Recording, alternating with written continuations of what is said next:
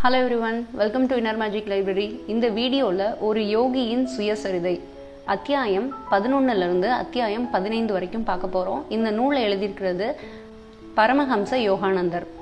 அத்தியாயம் 10 வரைக்கும் நீங்கள் பார்க்கல அப்படின்னா அதோட வீடியோட லிங்கை நான் டிஸ்கிரிப்ஷனில் தரேன், கண்டிப்பாக வந்து பாருங்கள். அத்தியாயம் 10 எந்த இடத்துல முடிச்சிருப்பாங்க அப்படின்னா, ஜிதேந்திராவும் முகுந்தாவும் அவங்க இருந்த ஆசிரமத்திலிருந்து செராம்பூரில் உள்ள யுத்தேஸ்வரர் ஆசிரமத்துக்கு போகலாம் அப்படின்னு சொல்லிட்டு முடிவெடுத்துட்டு கிளம்புறாங்க. அந்த இடத்துல தான் அத்தியாயம் 10 முடிஞ்சிருக்கும். அத்தியாயம் 11 பிருந்தாவனில் காசில்லாத இரு சிறுவர்கள். இவங்க 2 பேருமே கிளம்பி அனந்தாவோட வீட்டுக்கு வராங்க. அனந்தா முகுந்தனோட அண்ணா. அவர் கல்கத்தால தான் இருந்தார். ஆனால் இப்போ அவரோட வேலை மாற்றலாகி ஆக்ராவுக்கு வந்துட்டதுனால அவர் ஆக்ராவில் இருக்கார். ஸோ முகுந்தனும் ஜிதேந்திராவும் முதல்ல அண்ணன் வீட்டுக்கு போயிட்டு ஆக்ராவை கொஞ்சம் சுற்றி பார்த்துட்டு தாஜ்மஹாலை எல்லாம் பார்த்துட்டு அதுக்கப்புறமா செராம்பூருக்கு போயிட்டு யுத்தேஸ்வரரை பார்க்கலாம் அப்படின்னு சொல்லிட்டு முடிவெடுத்திருக்காங்க. பிருந்தாவன்லையும் கொஞ்சம் இடங்களெல்லாம் பார்க்கணும் அப்படின்னு சொல்லிட்டு ஜிதேந்திரா ஆசைப்பட்டதுனால 2 பேருமே அங்கே கிளம்பி வந்திருக்காங்க. அண்ணா ரொம்ப நல்லாவே அவங்கள வரவேற்கிறாரு. ஆனாலும் பணங்கிறது ஒரு விஷயம் வேணும். இந்த உலகத்தில் நம்ம வாழணும் அப்படின்னா பணம் ரொம்ப முக்கியம். நீ சொல்கிற அந்த ஆன்மீகத்தை மட்டும் வச்சுக்கிட்டு நம்மளால் எந்த ஒரு விஷயமே செய்ய முடியாது, நம்ம பசியை போக்கிக்க முடியாது, நமக்கு தேவையான ஏதோனையும் செஞ்சுக்க முடியாது அப்படின்னு சொல்லிட்டு பணத்தோட மதிப்பை முகுந்தனுக்கு சொல்லி அவரை எப்படியாவது இல்வாழ்க்கைக்குள்ளே கொண்டு வரணும் அப்படின்னு சொல்லிட்டு அவர் முயற்சி செய்கிறாரு. ஆனால் முகுந்தன் அதுக்கு இடம் கொடுக்காமலே அண்ணங்கிட்ட பேசிக்கிட்டே வராரு. அப்போ அவங்க அண்ணா சொல்கிறாங்க, நீ சொல்கிறதெல்லாம் ரொம்ப நல்லா தான் இருக்கும், ஆன்மீகம் தான் முக்கியம், அதெல்லாம் நீ சொல்கிறது நல்லா இருக்கு, ஆனால் அது எந்த ஒரு விஷயத்துக்கும் உதவாது, நீ கண்டிப்பாக தெருக்களில் போய் பிச்சை எடுக்க தான் போகிற பாரு, ஒரு திருவோட்டை தூக்கிட்டு தான் நீ போகணும் அப்படிங்கிற மாதிரியெல்லாம் அவங்க சொல்கிறாங்க. கண்ணுக்கு தெரியாத கடவுளை நீ இவ்வளோ முக்கியத்துவம் கொடுக்காத அப்படின்ற மாதிரி அண்ணா சொல்கிறாங்க. ஆனால் அது எல்லாமே இவர் காதிலே வாங்கிக்கல. அப்புறம் அந்த நாள் இரவு முடிஞ்சிருது. அடுத்த நாள் காலையும் அவங்க அண்ணன் இதே பேச்சையே மறுபடியும் எடுக்கிறாரு. அதுக்கப்புறம் முகுந்தன் கிட்ட ஒரு பந்தயம் வைக்கிறாரு. பிருந்தாவனில் நீயும் ஜிதேந்திராவும் ஒரு நாள் ஃபுல்லாக பயணம் பண்ணணும், அங்கே இருக்க எல்லா இடத்தையும் சுற்றி பார்க்கணும், நல்லா வயிறார சாப்பிடணும், ஆனால் உங்கள்கிட்ட நான் 1 ரூபா காசு கூட கொடுக்க மாட்டேன், நீங்கள் அது எல்லாத்தையுமே பண்ணிட்டு வரணும். அப்படி நீ பண்ணிட்டு வீட்டுக்கு வந்துட்டு அப்படின்னா கண்டிப்பாக கடவுள் இருக்காரு அப்படிங்கிறத நான் ஒத்துக்கிறேன் அப்படின்னு சொல்கிறாங்க. ஜிதேந்திராவுக்கு கொஞ்சம் பயமாக இருக்குது. எப்படி நம்ம தெரியாத இடத்துல நம்ம எப்படி நம்ம எல்லாம் பண்ண முடியும்? அதுவும் இல்லாமல் ஆக்ராலேருந்து பிருந்தாவனுக்கு போகிறதுக்கு நமக்கு காசு வேணும், அங்கே நம்ம போய் எல்லாத்தையும் சுற்றி பார்க்கணும், பசியாறணும் அப்படின்னா அதெல்லாம் எப்படி முடியும்? இது நடக்காத காரியம் அப்படின்னு சொல்லிட்டு அண்ணா சொன்னது உடனேயே ஜிதேந்திரா அவங்க நினைக்கிறாங்க. ஆனால் முகுந்தனுக்கு ரொம்ப நம்பிக்கை இருக்குது, கடவுள் கண்டிப்பாக நமக்கு அதுக்கான ஒரு எல்லா விஷயத்தையும் நமக்காக செஞ்சு தருவார் அப்படின்னு சொல்லிட்டு நம்பிக்கை வைக்கிறாரு. ஓகே, நான் போகிறேன், இவ்வளோ நாள் கடவுள் என்ன பார்த்துக்கிட்டாரு, இனிமேலும் நல்லா பார்த்துப்பாரு அப்படின்னு சொல்லிட்டு ஒரு நம்பிக்கையோட பிருந்தாவனுக்கு போகிறேன்னு சொல்லிட்டு அந்த பந்தயத்துக்கு ஒத்துக்கிறாரு.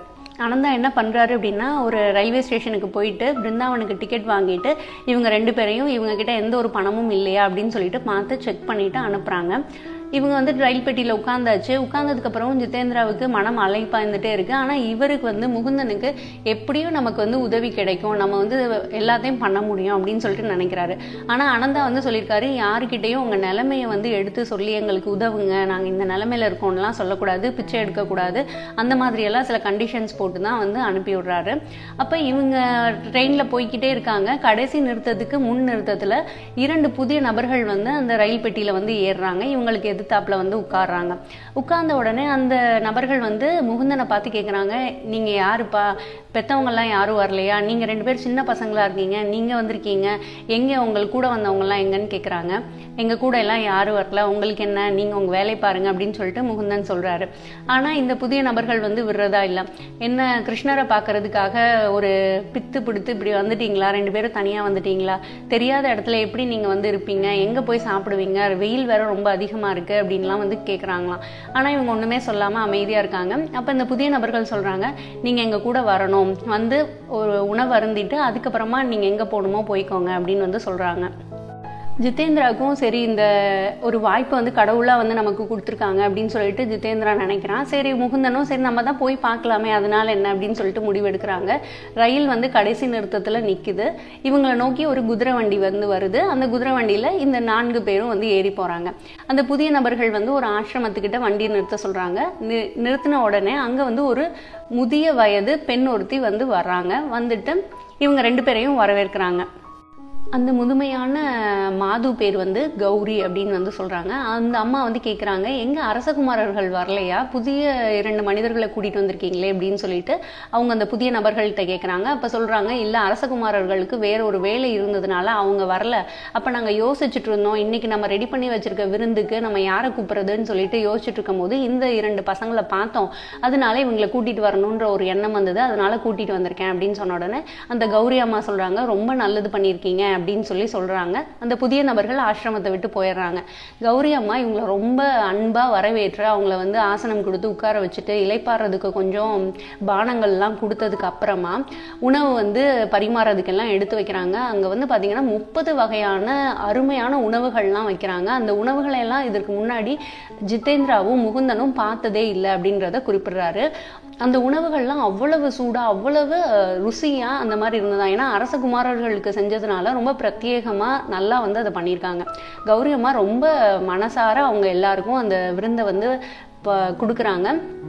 அதை வந்து உண்டதுக்கு அப்புறமா நாங்கள் கிளம்புறோம்மா அப்படின்னு சொல்லிட்டு கிளம்புறாங்க. நீங்கள் அடிக்கடி இந்த ஆசிரமத்துக்கு வரணும் அப்படின்னு சொல்லிட்டு கௌரி அம்மா சொல்லிட்டு அவங்களுக்கு ஆசீர்வாதம் வழங்கிட்டு அவங்கள வந்து வழி அனுப்புகிறாங்க. இந்த 2 பேரும் ஒரு மரத்தடியில் வந்து நிற்கிறாங்க. ஜிதேந்திராவுக்கு ஒன்றுமே புரியல, எப்படி நமக்கு இன்னைக்கு உணவு இப்படி கிடைச்சது, கடவுளோட அருள் இருக்கு போல அப்படின்னு சொல்லிட்டு அவர் வந்து கொஞ்சமாக நம்பிக்கை வந்து ஏற்படுது. முகுந்தன் ஒன்றும் சொல்லாமல் பேசாமல் நின்றுட்டு இருக்காரு. அப்போ இவங்க 2 பேரை நோக்கி ஒரு இளைஞன் வந்து ஓடி வரான். வந்தோடனே முகுந்தனை பார்த்து, நீங்கள் வந்து என்னோட குரு அப்படின்னு சொல்லி சொல்றாரு. இவங்க 2 பேரும் கண்களாலே கொஞ்ச நேரம் பேசிக்கிறாங்களாம். அவர் வந்து சொல்றாரு, அந்த புதிய இளைஞன் வந்து சொல்றாங்க, மதிய தியான வேளையில பகவான் ஸ்ரீ கிருஷ்ணர் வந்து எனக்கு தரிசனம் கொடுத்தாரு. இதே மரத்துக்கு கீழே 2 பேர் நிற்பாங்க அப்படின்னு சொல்லிட்டு உங்க உருவத்தை வந்து காண்பித்தாங்க. 2 உருவங்கள்ல உங்களோட உருவத்தை நான் அடிக்கடி என்னோட தியானத்துல வந்து பார்த்திருக்கேன். நீங்க தான் எனது குருவா இருக்க முடியும் அப்படின்னு சொல்லிட்டு முகுந்தனை பார்த்து வந்து அந்த இளைஞன் சொல்றான். அதுக்கப்புறம் அவன் என்ன சொல்றான்னா, நீங்க கண்டிப்பா என்னோட வீட்டுக்கு வந்து வரணும், நீங்க என்னோட விருந்தாளியா என் வீட்டுல வந்து கொஞ்ச நாள் தங்கணும்னு சொல்லிட்டு கூப்பிடுறான். அப்ப முகுந்தன் சொல்றாரு, இல்லப்பா நாங்க ஆல்ரெடி ஒரு வீட்டுல வந்து விருந்தாதான் இருக்கோம், அதனால அந்த மாதிரி வர முடியாது அப்படின்னு சொல்றாங்க. அதுக்கு வந்து அந்த இளைஞன் சொல்றான், குறைஞ்சபட்சம் இந்த பிருந்தாவனத்தையாவது சுத்தி காட்டுற ஒரு பாக்கியத்தையாவது எனக்கு கொடுங்க, ப்ளீஸ் என்னோடதை ஏத்துக்கோங்க அப்படின்னு சொல்லிட்டு அவர் கேட்கிறாரு. உடனே சரி நம்ம போகலாம் அப்படின்னு வந்து சொல்றாங்க. அப்ப வந்து முகுந்தன் கேட்கிறாரு, உன்னோட பேர் என்ன அப்படிங்கும் போது பிரதாப் சட்டர்ஜி அப்படின்னு சொல்லிட்டு அவரோட பேரை அறிமுகப்படுத்துறாரு. பிருந்தாவன்ல இருக்க எல்லா கிருஷ்ணர் கோயிலுக்கும் அவர் வந்து கூட்டிட்டு போறாரு. எல்லா கோயில்களையும் பார்த்து முடிச்சுட்டு அவங்க வீடு திரும்பலான்னு சொல்லிட்டு நினைக்கும் போது இரவு வேலையாயிடுது. அப்போ இந்த பிரதாப் சட்டர்ஜி வந்து, நான் அவசரமாக ஒரு இடத்துக்கு போகணும், ஒரே நிமிஷம் இங்கேயே நில்லுங்க, நான் இப்போ வந்துடுறேன் அப்படின்னு சொல்லிட்டு அவங்கள நிற்க சொல்லிட்டு போகிறாங்க. கொஞ்ச நேரம் கழிச்சு திரும்பி வந்து ஒரு இனிப்பு பொட்டலத்தை வந்து அவங்க கையில கொடுக்குறாங்க. அது போக ஒரு கட்டு ரூபாய் நோட்டுகளையும் அவர்கிட்ட வந்து கொடுக்குறாரு. கொடுத்துட்டு தயவு செஞ்சு இந்த திருப்பணியை வந்து எனக்கு செய்யறதுக்கு அனுமதி வழங்குங்க, தயவு செஞ்சு வச்சுக்கோங்க அப்படின்னு சொல்றாரு. அது போக ஆக்ராவுக்கு போறதுக்கு 2 பயணச்சீட்டுகளையும் வாங்கி அவர் கையில வந்து கொடுக்குறாங்களாம். ஜிதேந்திராவுக்கு ஒண்ணுமே புரியலையா, என்ன நடந்துட்டு இருக்கு, அவங்க அனந்தா சொன்ன எல்லா விஷயமும் முன்பின் தெரியாத நபர்கள்னால தானே வந்து நமக்கு வந்து கிடைக்குது, அப்ப நிச்சயமா கடவுளோட அருள் வந்து நமக்கு இருக்கு, அவங்களோட ஆசை வந்து நமக்கு இருக்கு அப்படின்னு சொல்லிட்டு அவர் நினைக்கிறாராம். பித்து பிடிச்ச மாதிரி ஆயிட்டாராம். கண்கள்ல இருந்து தண்ணி அப்படி ஆறா பெருகுது அப்படின்னு வந்து சொல்றாங்க. அதுக்கப்புறம் ரயில் நிலையத்துல ஒரு ஓரமா வந்து ஒரு இடம், தனிமையான ஒரு இடத்துக்கு போயிட்டு பிரதாப்புக்கு இவர் லாகிரி மகாசயர்கிட்ட இருந்து கத்துக்கிட்ட கிரியா யோகத்தை அவருக்கு உபதேசம் செய்யறாரு முகுந்தன். அப்படி உபதேசம் செஞ்சுட்டு அவர் வந்து சொல்றாரு, குருவோட அருள் வந்து உனக்கு என்னைக்குமே இருக்கட்டும் அப்படின்னு வந்து சொல்றாங்களாம். இந்த உபதேசத்தை வந்து அவர் அரை மணி நேரத்திலே முடித்து விட்டதா வந்து குறிப்பிட்டிருக்காரு. அது போக பிரதாப் கிட்ட வந்து அவர் சொல்றாரு, நீ இப்போது அறிந்த இந்த எளிய யுக்தி மனிதனின் ஆன்மீக முன்னேற்றத்தை விரிவுபடுத்தும் கலையை உள்ளடக்கியது அப்படின்றத குறிப்பிடுறாங்க. மாயையிலிருந்து விடுபட அகங்காரம் உருவெடுத்த பிறவிக்கு 10 லட்சம் ஆண்டுகள் ஆகும் இந்த மாதிரி ஒரு பாக்கியம் கிடைக்கிறதுக்கு அப்படின்னு சொல்லிட்டு இந்து சமய நூல்கள்ல போதிச்சிருக்காங்க. ஆனா நமக்கு வந்து அவ்வளோ ஆயிலோ அந்த அளவுக்கு நமக்கு வந்து கிடையாது. ஆனா இந்த கிரியா யோகம் வந்து வெகுவாக குறைந்த நேரத்திலே ஒருத்தருக்கு வந்து நம்ம உபதேசம் செஞ்சிட முடியும், அதை அவங்களால உள்வாங்கிக்க முடியும், அதை ஃபாலோவும் பண்ண முடியும் அப்படிங்கிறத வந்து சொல்றாங்க. அது போக முகுந்தன் வந்து சொல்றாரு, உன் பயிற்சியில் விசுவாசமாய் இரு, குருவிற்கெல்லாம் குருவானவரை நீ அடைவாய் அப்படின்னு சொல்லிட்டு ஆசி வழங்கிட்டு அவங்க வந்து ரயில் ஏறுறாங்க. ரயிலில் பயணம் பண்ணி அனந்தாவோட வீட்டுக்கு போய் சேர்றதுக்கு நடு இரவாயிடுது. அங்கே போன உடனே அண்ணா கிட்ட நடந்ததெல்லாம் சொல்லும் போது அண்ணா வந்து அப்படியே அதிர்ச்சியில் உறைஞ்சு போயிட்டாராம். அவர் ஒரு ஆழ்ந்த சிந்தனைக்கு போயிட்டாரு அப்படின்னு வந்து சொல்றாங்க. இவர் வந்து இந்த நிபந்தனையை விதிக்கும் போதே வந்து அனந்தா சொல்லியிருப்பாரு, நீ இந்த நிபந்தனையில வந்து ஜெயிச்சுட்ட அப்படின்னா நீ என்ன சிஷ்யனா எடுத்துக்கணும், நீ கிரியா யோகத்தை எனக்கு உபதேசம் பண்ணணும் அப்படின்னு சொல்லிட்டு அவங்க கிட்ட ஒரு வாக்குறுதி வாங்கியிருப்பாரு. ஏன்னா அவர் வந்து நினைச்சிருப்பாரு, முகுந்தனால இது முடியாது, கண்டிப்பா வந்து பணம் இல்லைன்னா இந்த உலகத்துல வாழவே முடியாது அப்படிங்கிற ஒரு எண்ணம் வந்து அவர் மனதுல ஆழமா பதிந்திருந்தது. அதனால கண்டிப்பா இவன் தோத்துதான் போக போறான் அப்படிங்கிற ஒரு எண்ணம் வந்து இருந்தது. ஆனா இவர் வந்து ஜெயிச்சுட்டு வரும்போது அவங்க அண்ணனுக்கு ஒண்ணுமே புரியல, அப்படியே ஆழ்ந்த அமைதிக்கு வந்து போயிடுறாங்க.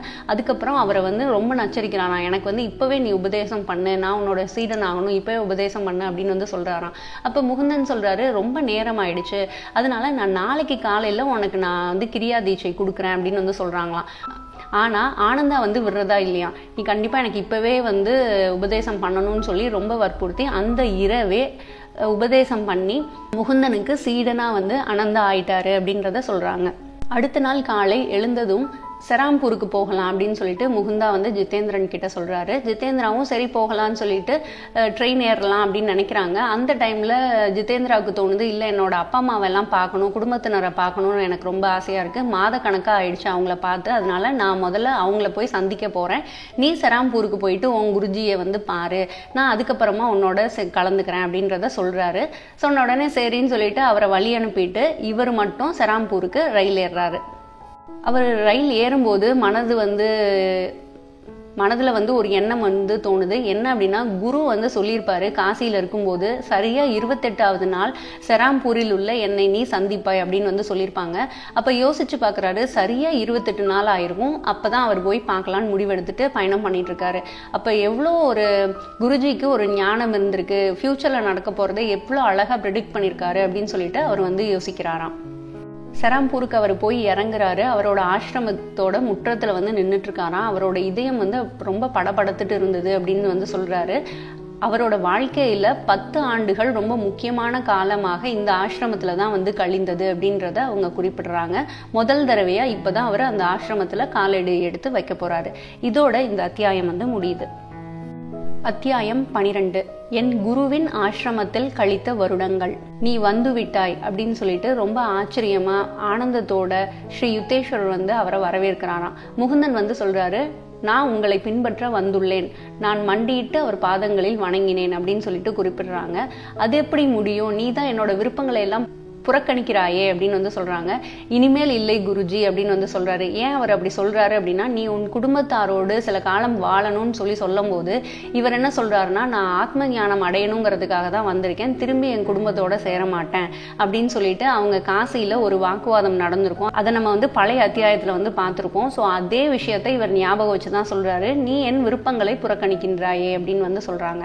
இனிமேல் இல்லை குருஜி, இனி நீங்கள் இடும் கட்டளையை படிதான் நான் நடப்பேன் அப்படிங்கிறத சொல்றாங்க. அப்படியானால் இப்போதிலிருந்து நான் உன் வாழ்வுக்கு பொறுப்பேற்றுக் கொள்கிறேன் அப்படின்னு சொல்லிட்டு யுத்தேஸ்வரர் சொல்றாரு. அதுக்கு முகுந்தன் வந்து சொல்றாங்க, நான் மகிழ்வுடன் அந்த சுமையை உங்களுக்கு தருகிறேன் குருதேவா அப்படின்றத சொல்றாங்க. உடனே யுத்தேஸ்வரர் சொல்ல ஆரம்பிக்கிறாரு, என்னோட முதல் விருப்பம் என்ன அப்படின்னா, நீ உன் வீட்டுக்கு போயிட்டு குடும்பத்தாரோடு கொஞ்ச நாள் இருக்கணும், அதுக்கப்புறம் கல்கத்தாவில் உள்ள கல்லூரிக்கு போய் நீ சேரணும் அப்படிங்கிறத சொல்றாங்க. இவர் வந்து ரொம்ப நல்லது, அதேபடியே செய்யறேன் அப்படின்னு சொல்லிட்டு சொன்னாலும் முகுந்தனுக்கு மனசுல கொஞ்சம் நெருடல் வந்து இருக்கு. ஏன்னா பள்ளி படிப்பை முடிக்கிறதுக்கே ரொம்ப கஷ்டப்பட்டு தான் முடிச்சாரு. குரு என்னடானா கல்கத்தாவுக்கு போய் கல்லூரியில வேற சேர சொல்றாங்க அப்படின்னு சொல்லிட்டு ஒரு யோசனை வந்து அவருக்கு வருது. இருந்தாலும் நம்ம வாழ்க்கையே அவருக்கு அர்ப்பணிக்கிறதா நம்ம சொல்லிட்டோம், அதனால அவரோட விருப்பத்தை நம்ம ஏத்துக்க தான் வேணும், எதானாலும் நம்ம நல்லதுக்காக தான் நடக்குது அப்படின்னு சொல்லிட்டு அவங்க மனசுல நினைச்சிட்டு சரி நான் கல்லூரியில சேர்றேன். ஆனா முகுந்தன் வந்து ஒரு வாக்குறுதி வந்து அவர்கிட்ட கேட்கிறாரு. என்ன அப்படின்னா, நான் கடவுளை தரிசிக்கணும், அதற்கு நீங்க உதவி செய்யணும் அப்படின்னு வந்து சொல்றாங்க. எளிமையா இந்த பாக்கியம் வந்து யாருக்குமே கிடைச்சிடாது. யுத்தேஸ்வரர் வந்து முதல்ல இந்த வாக்குறுதியை அவருக்கு கொடுக்கறதுக்கு கொஞ்சம் தயங்குறாங்க. 2 பேருக்கும் நடுவுல நல்ல வாக்குவாதம் வந்து போய்கிட்டே இருக்கு. இருந்தாலும் முகுந்தன் வந்து ரொம்ப விடாப்புடியா இருந்ததுனால யுத்தேஸ்வரர் ஒரு வழியா சரி ஓகே, நான் உனக்கு வந்து கடவுளை பார்க்கறதுக்கான பாக்கியத்தை உனக்கு நான் தரேன் அப்படிங்கிறத சொல்றாங்க. இவர் மனதில் படிப்பை பற்றி ஒரு நெருடல் இருக்கிறத யுத்தேஸ்வர் வந்து புரிஞ்சுக்கிறாரு. அதனால அவங்க சொல்கிறாங்க, ஒரு நாள் நீ மேலை நாடுகளுக்கு போய் அங்கே கிரியா யோகத்தை பற்றி எல்லாருக்கும் சொல்லித்தர வேண்டியதாக இருக்கும். அப்போ நீ வந்து போகும்போது உன்னை சாதாரணமான ஒரு வினோதமான இந்து ஆசிரியராக யாரும் வந்து பார்க்கக்கூடாது. ஒரு பல்கலைக்கழக பட்டதாரியாக நீ இருந்த அப்படின்னா இந்தியாவின் புராதன ஞானத்தை இன்னும் அதிக ஆவலுடன் எல்லாரும் கேட்பாங்க. அதற்காக தான் நான் உன்னை படிக்க சொல்கிறேன் அப்படிங்கிறத சொல்கிறாங்க. ஒரு வழியாக சரி, இதுலேயும் ஏதோ ஒரு காரணம் இருக்குது, நம்ம படிப்போம் அப்படிங்கிறத முடிவெடுத்துக்கிறாங்க. கல்கத்தாவுக்கும் செராம்பூருக்கும் ரொம்ப தூரம் இல்லாததுனால இவர் வந்து கல்லூரியில சேர்ந்து படிக்கிறாங்க. படிச்சுட்டு அவங்களுக்கு விடுமுறை நாட்கள் இல்ல டைம் கிடைக்கும் போது எல்லாமே அடிக்கடி ஆசிரமத்துக்கு வந்து யுத்தேஸ்வரோட டைம் ஸ்பெண்ட் பண்றத ஒரு வழக்கமா வந்து முகுந்தன் வந்து வச்சிருக்காங்க. யுத்தேஸ்வர் வந்து அவரோட ஆசிரமத்தை சுத்தி காட்டுறதுக்காக முகுந்தனை கூட்டிட்டு போறாங்க. யுத்தேஸ்வர் வாழ்ந்த வீடு தான் இது. அவங்க அப்பா இந்த மாளிகையை அவருக்கு கொடுத்துருப்பாங்க. அதை இவர் பிற்காலத்தில் ஆசிரமமாக மாற்றிருப்பார். அந்த ஆசிரமத்தில் வந்து பார்த்தா எல்லாமே சாதாரணமான சாமான்கள் தான் இருந்திருக்கு. பொருள்கள் வந்து ரொம்ப எளிமையாகவும் தூய்மையானதாகவும் உபயோகத்திற்கு தேவையானதாகவும் தான் இருந்துதான். தேவையில்லாத பொருட்கள் அப்படின்னு சொல்லிட்டு அந்த ஆசிரமத்தில் எதுவுமே இல்லை அப்படின்றத சொல்கிறாங்க. மேலை நாட்டு பாணியில் பல நாற்காலிகள் உட்கார்வதற்கு அங்கே வந்து இருந்துதான். நீண்ட பெஞ்சுகள், மேஜைகள் அது எல்லாமே இருந்திருக்கு அப்படின்னு சொல்கிறாங்க. இரவு வந்து ரொம்ப நேரமானனால நீ இங்கேயே தங்கிரு அப்படின்னு சொல்லிட்டு யுத்தேஸ்வரர் வந்து சொல்றாங்க. சரி, நான் இங்கே தங்குறேன் அப்படின்னு சொல்லிட்டு அவரும் முடிவெடுக்கிறாரு. இரவு உணவு சாப்பிட்டதுக்கு அப்புறமா குருதேவர்கிட்ட வந்து கேட்குறாங்க, தயவு செஞ்சு உங்க வாழ்க்கையை பற்றி கொஞ்சம் சொல்லுங்க அப்படின்னு சொல்லிட்டு முகுந்தன் வந்து கேட்குறாங்க. அதுக்கு அவர் வந்து சொல்ல ஆரம்பிக்கிறாரு, பிரியாநாத் கரார் அப்படிங்கிறது தான் என்னோட குடும்ப பெயர். நான் செராம்பூர்ல தான் வந்து பிறந்தேன். என்னோட தந்தை வந்து பணக்கார தொழிலதிபராக இருந்தாங்க. இந்த ஆசிரமம் வந்து ஒரு பூர்வீகமான மாளிகை எங்களோடது அப்படின்னு வந்து சொல்றாங்க. இவருக்கு வந்து முறையான பள்ளி படிப்பு வந்து கிடைக்கல. அது வந்து ரொம்ப குறைந்த அளவே தான் கிடைச்சிருக்கு. அவருக்கு வந்து அந்த படிப்பு மேலேயும் அந்த அளவுக்கு அக்கறை இல்லாமலும் இருந்திருக்கு அப்படிங்கிறத யுத்தேஸ்வர் வந்து சொல்றாங்க. இளைஞனா இருக்கும் போதே இவருக்கு திருமணமும் செஞ்சு வச்சிடறாங்க. இவருக்கு வந்து ஒரு மகள் இருக்கா. அவளுக்கு வந்து கல்யாணம் பண்ணி கொடுத்துட்டாங்க. இவர் வந்து நடுத்தர வயது இருக்கும் போதே லாகிரி மகாசயரின் வழிகாட்டுதல்னால புனிதம் அடைந்தார் அப்படிங்கிறத குறிப்பிடுறாங்க. இவரோட மனைவி இறந்ததுக்கு அப்புறமா சந்நியாசம் வாங்கிக்கிட்டு தனது பெயரை ஸ்ரீ யுத்தேஸ்வரர் கிரி அப்படின்னு சொல்லிட்டு மாத்திக்கிட்டு இந்த ஆசிரமத்துல நான் இப்படியே இருந்துட்டேன், இதுதான் என்னோட எளிமையான வரலாறு அப்படின்னு வந்து சொல்றாங்க. ஆனா இது முகுந்தனுக்கு போதுமானதாக இல்லை. இன்னமும் சிலது சொல்லுங்க, உங்க குழந்தை பருவத்தை பத்தி சொல்லுங்க அப்படின்னு சொல்லிட்டு அவர் ஆர்வமா கேட்கிறாராம்.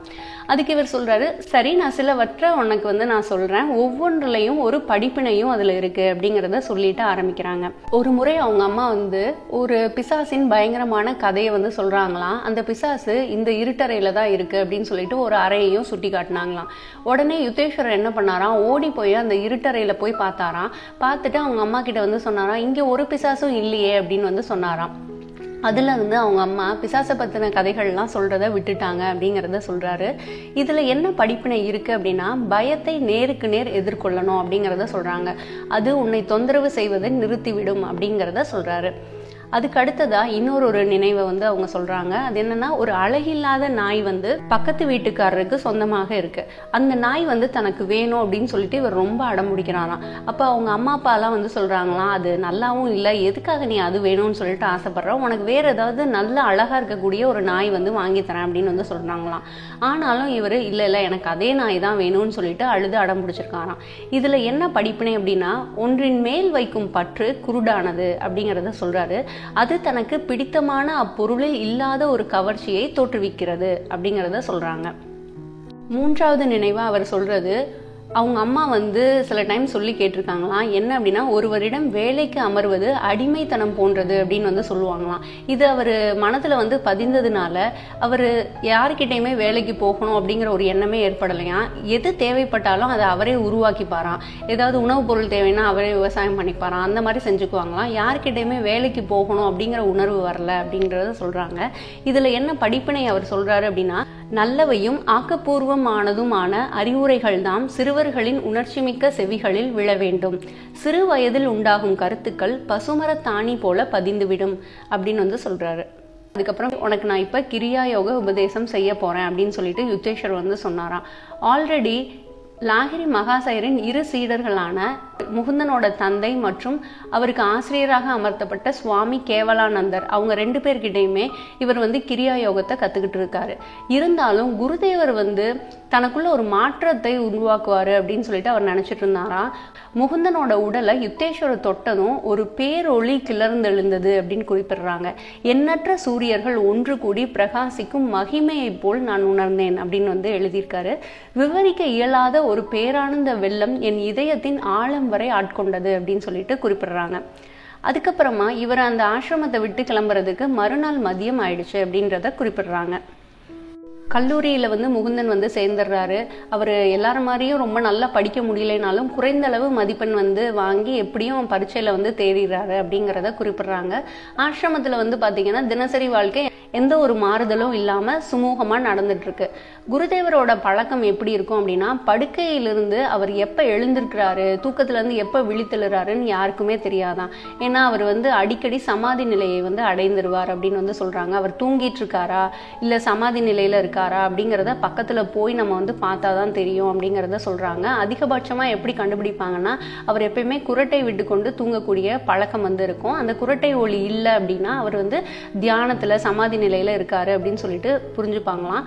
ஓரிரண்டு முறை பெருமூச்சுகள் விடுவாராம். அதுக்கப்புறம் உடல் அசைவற்றதாக அப்படியே இருக்கும், மூச்சு காற்றும் இருக்காது அப்படிங்கிறத சொல்லியிருக்காங்க.